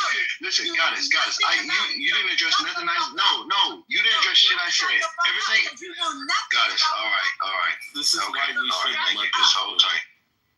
All right, so just hold on, because then you're being a fucking child. So the bottom line is, I'm bringing it back up, Goddess. I said about today, the current culture. Everything you fucking said had nothing to do with the culture today. Let's just pretend everything you said was true. What the fuck that has to do with black people actually going out committing things that they know are crimes? Promoting this shit. Talking about jugging people, which is basically saying I'm waiting outside of a bank for a person to cash their check so I can rob them. Talking about running off on the plug and all this other shit that we talk about. Just tons of fucked up shit. Of selling EBT, your food stamps, and all types of shit that we say in our media and our entertainment. And we have fucking platforms from YouTube to Instagram and all these other things where we advocate for criminality. That has nothing to do with the fucking black code laws. It's about a culture that thinks it's okay to do deviant shit. And you won't fucking address it because you want to make excuses for it. I'm not making excuses for what white people did, but that shit is old as done. They're not still doing it now. You keep trying to bring that shit up like it's relevant. They're not fucking with us like that. No, they're not. It's a lie. That's bullshit. Okay. No, bullshit. No, stop. I'm almost finished. Stop. I hear you. Stop. I'm almost finished. If white people are fucking with me, how does that in turn make me commit crime against my own? Make that make sense. I'm waiting. You want to talk, so answer that. Exactly, because it's fucking stupid. Hold on. No one said that makes it okay for another. Well, that's my point, though. No, but that's my point. Address that. Why are we doing shit towards each other and fucking up our communities based on something they did? But Free, that's not our culture. Decent. That is. We advocate it all the time. No. Stop. Truth. For the last 40 years, you wasn't a real nigga unless you went to jail. You couldn't be a dude without a criminal record. You're lame. That's been part of our culture for the longest. Man, you ain't never been to jail. What kind of shit is that? So I like it's not part of our culture. It's a part of American culture. No, the white community, Asian community don't brag about going to having a criminal fucking record. It's true. They don't. It's true. They don't suffer. We do. The same way we do. That's for sure. You're right about that. We don't brag about going out without a father or having a stable family. We do that stupid shit. That's all God. But they're not complaining about the outcome. That's the difference. Yes, they are. That's why the man is. No, they're not. They're not playing victims for being victims of fucking cokeheads. No, they're cokehead. Doctor, first of all, you said they're not facing the same consequences. Now, I think what you don't realize is that generally, when white people commit crimes, like they break into, when they rob somebody, they seriously assault somebody, kill somebody, steal somebody's car, it almost always there's a white victim attached to it. Now, I don't know if you get this part. White people do not like being victimized. White people are not going to side with the white criminal over the white victim. That does not exist. White people are always going to look at the person that was victim. Hold on. Stop. That was a crime. That wasn't a crime, Frito. Oh my God. They chip it out. Let me finish. Okay, so when you steal check and stealing this nice old pensioner's $5,000 from his checking account, these white cops that show up, they're going to feel a very funny way about you. They're going to say, wow, you robbed an old man, you slimy piece of fucking shit. How dare you? The judge is going to think the same thing. The white jurors are going to think the same thing. And they'll say, and they're going to say, I really don't want those kinds of things happening to old people. Yeah, go ahead and send them to prison. That is how it works. White people are not soft on people who mainly victimize ourselves. That's not a thing. We don't take it easier on white people. Like, this is so fucking stupid. But you take it harsher on black people. No, we don't. Listen, but even if they did, why the You know, fuck? it's amazing how many black men are running around with 37 criminal felony arrests and never get any fucking prison time. Then they have to go out and murder 5 people. Then they finally get sent to prison. That was the time against black men. The mandatory minimum. I was speaking. It's not your turn. I was speaking. No, and I was Free cut off said at I could Free. go after I was him. cut off. Yeah, my man, Alan, you know that is. Yeah, it's Alan's turn to talk. Let the good white man, clean white man. No, he told Alan it was her Yeah, go ahead, turn. Alan. Be quiet, lover. Shut up. Free, whose turn is it? It's your turn. I did say it was Alan. Alan, yeah, I did say it was Alan. Alan, do you want to let her land for like 30 seconds, or do you want to just go? Sure. Okay, please, guys, keep this us. I was speaking, oh goddess. Go I thought it was Goddess. That was you? My bad. I thought it was Truth. Oh, I'm sorry. My bad. I'm sorry, Truth. Go ahead. That's even better because I think she's probably faster. Go ahead. When we talk about the disproportionate sentencing laws that were against black people, and he said white people, they don't play the victim when something happens. They played the victim when there was this epidemic of drug crisis, when it began to affect their households, their children. Oh, we have to put a stop on these drugs hitting the street. But when it affected black people, it was a crime. But when it affected the white people, we see now we need to get assistance. This is a epidemic. Come on, y'all acting like y'all don't see the difference. We can see all of this stuff in society. And you talking about slavery doesn't exist. I'm trying to find a term because I can't remember what it was, but I think it's called Pinocchio or Pinocchio. It's a term that where they show that enslavement it still exists some places in the South. And what they're doing is through debt. So if you owe a debt, because like she said, in poorer towns, you have to get stuff on credit. You owe a debt. You are now sentenced to a labor to the creditor. So that still exists, and it's called slavery. It's not called, oh, you owe a debt. That's what it's called still to this day. I yield. Okay, so thank you. I'm going to make 2 points. The first of all, Free, you were making the issue about culture. I'm going to thank you, my good friend Sig, for bringing this video to my attention from Tashiki69 called Gummo. Now, maybe some of you are aware of it, but the lyrics are along the lines of kill an N-word, silly N-word, N-word, N-word, N-word, N-word. Oh, now, Tekashi 6ix9ine. Okay, whatever. Okay, thank you, lover. Show me, I would like to know the equivalent of kill a peck of wood, dumb cracker, kill a cracker, silly cracker, kill Alan, I want to interrupt you though. I would like to know where culturally Pepe, I want to hear Alan recite Tekashi 6ix9ine. 6ix9ine is not black. Okay, That's but a terrible reference. Yeah, but okay, hold on, Alan. He's not black, bro. You can't use that reference. Alan, Tekashi 6ix9ine is like half Mexican, half Puerto Rican. He looks like a straight up he looks like any other Mexican that would cross the border. He's not black at all. Yeah, and who's in the video with him? Watch the video, folks.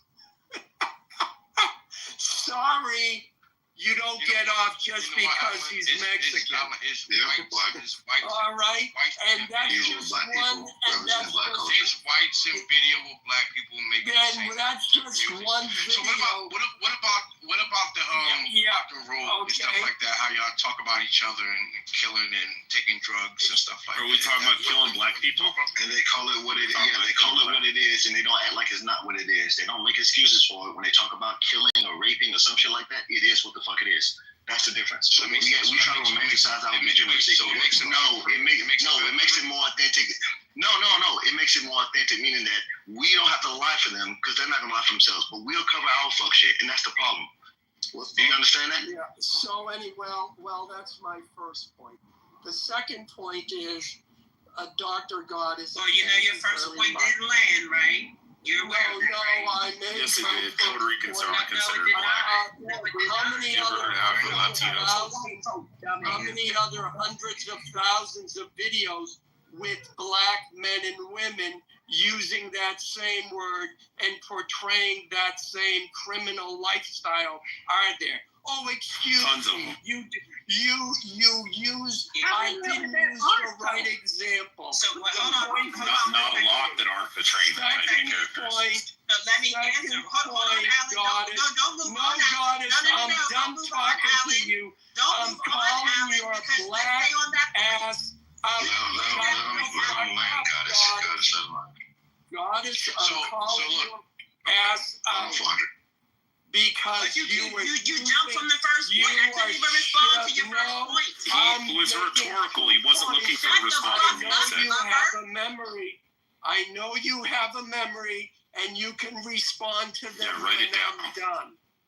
Okay? Second point, you're shilling all the points of CRT. CRT is inferiority complex in blackface for black people so they can get more money. How much more money do white people have to give you for you to feel equal to white people? That's not fair, asshole. That's not fair. Yeah. Sorry. Somebody give them 40 acres and a mule so they can shut the fuck up. Jesus Christ. All right, everybody, order, chill out, slow it down. Let Alan do his thing. Thank you. Bro, don't fall Thank you. for it. Y'all fall. I even waited for Goddess and Truth to finish before I started to finish. Thank you very much. So the whole point of CRT, and look up everyday CRT, you are looking for racism in everything. You assume racism exists, and then you go about proving it. Well, look, CRT, it's a great system. It's a great theory. It's not the only theory there is. And though it seeks to explain the racial disparities, not only race, but there are race crits, there are queer crits, there are gender crits, there are, there's all different umbrellas for critical theory to bring people in, which it's just another form of Marxism, but we won't even discuss that. They're all there, and they're all looking to get everyone to focus on, in critical race theory, to focus on race 24 hours a day. And they do it in a number of insidious ways, to the point where if you look at teaching for social justice, you have third grade teachers saying, well, Johnny, who's white, got a loan at 5% for 1 year, and Jerome, who's black, got a loan for 7%. Do you think how much did they pay in interest? This is an actual math lesson. How much did they pay in interest? And do you think it's fair that Jerome had to pay more for his loan just because he was black? And then there's a discussion about how racism affects black people and their interest rates in a math lesson for 3-year-old children.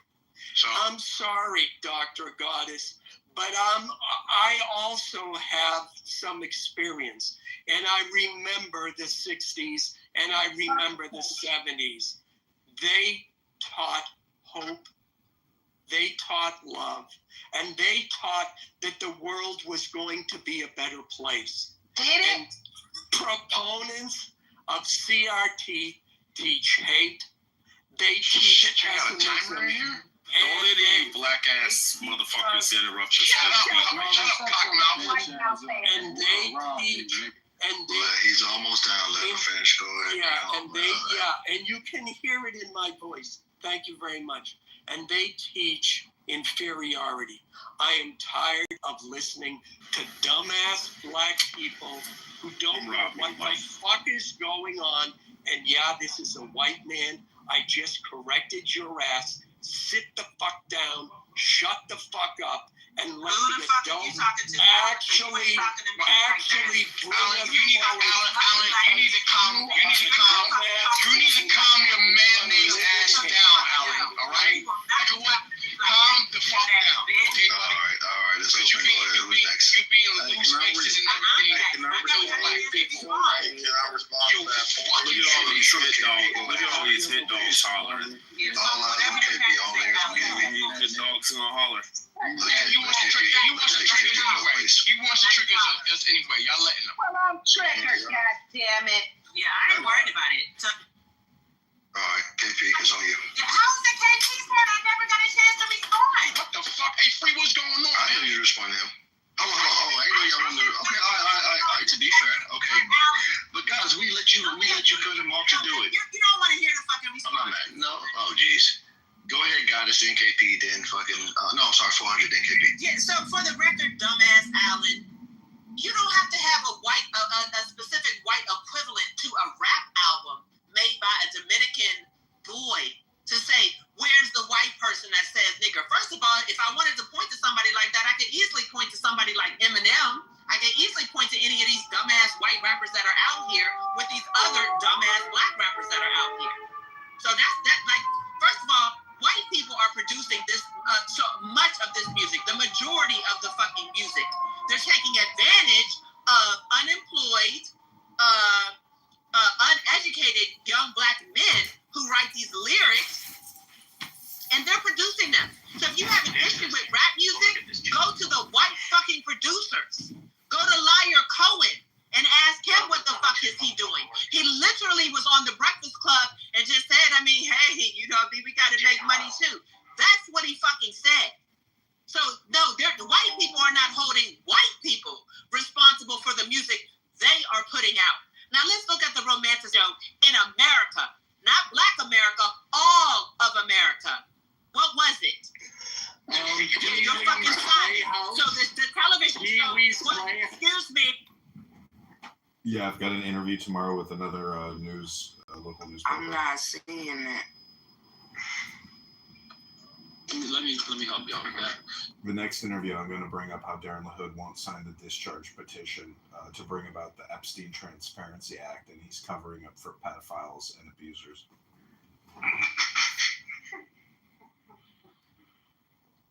Some of you taking advice from our rabbi on Clubhouse.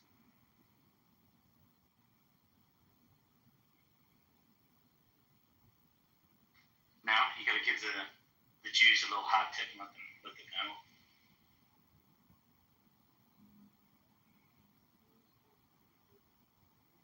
Bro, I would be very tempted on the legal it would be for you to give you a fucking donation. If you drop a Clubhouse quote, some Clubhouse reference into a quote.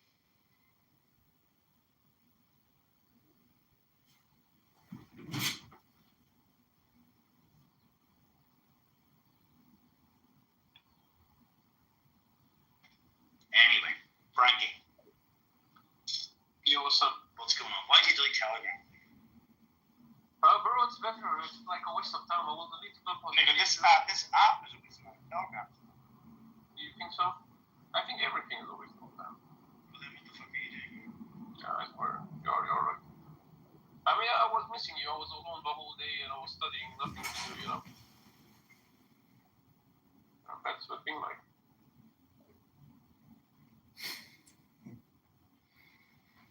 That's right.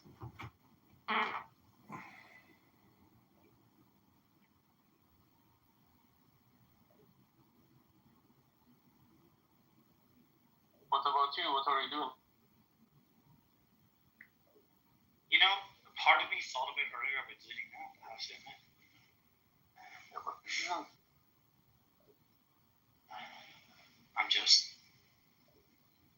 I'm fucking done dealing with them.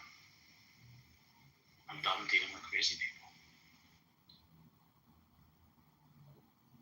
You're done dealing with crazy people? Yeah. I don't think you're. Like, I don't fucking tolerate this shit in I don't deal with this shit in my real life.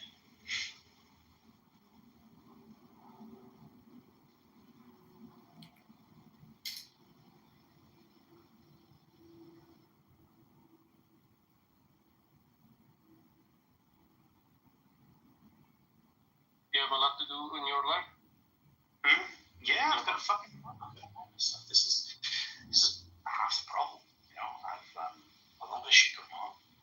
I'm currently working on the biggest fucking project I've ever, had. Finishing it up.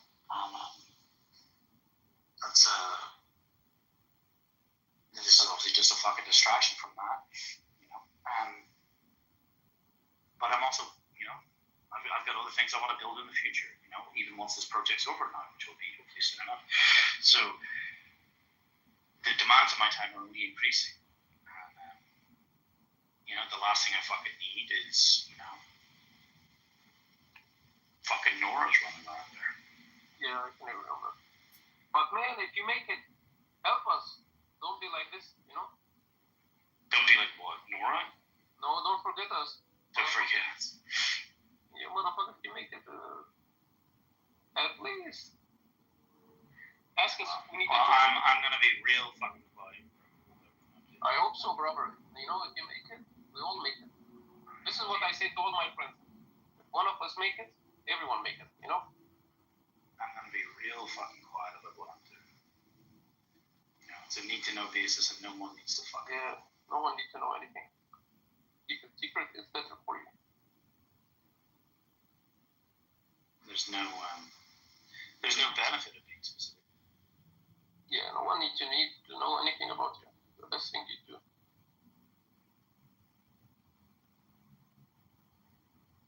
You tell people about what you do, then you're lost already. It just be used against you.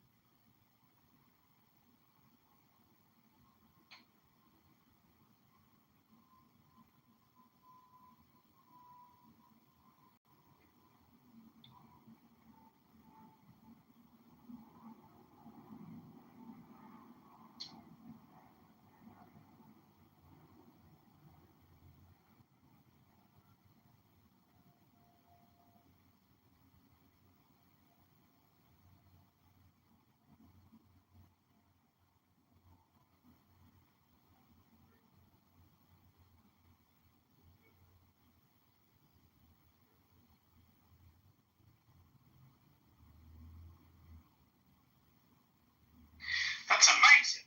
So, what are we going to do? That's the question.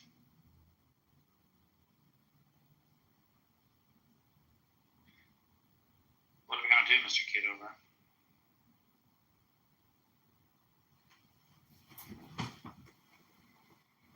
Congressman. I don't know. I'm reading this article, but this fucking guy wrote up a lot. I thought it was just going to be audio, but that's pretty amazing. Oh, did you not get an audio? He didn't even use my name in the tag. He wasn't very nice. I mean, he was nice, but like the fact that he wouldn't let me live stream it, I was like, dude, I drove all the way down here, to create some content, and we're just doing audio and your write up. I'm like, but he's like, nobody's ever asked me if they can live stream. Let me go ask. He's like, no, they don't want you to do it because of liability reasons. I was like, what liability? I had no idea what he was referring to, but anyways, I'm gonna do a fundraiser here on this app. Scott Kent Jones is gonna host it. I don't understand. Like, what the fuck would be the problem if you actually just live stream? I'm not sure. Do you think he would have refused the interview if you did?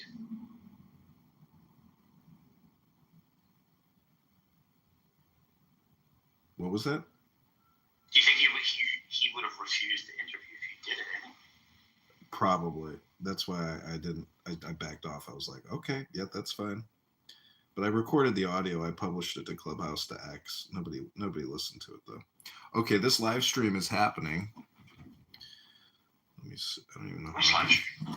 I mean, this Clubhouse fundraiser is happening. Scott has opened the room. Okay, that's a lot of You want to go to the show, or are you going to keep your room open?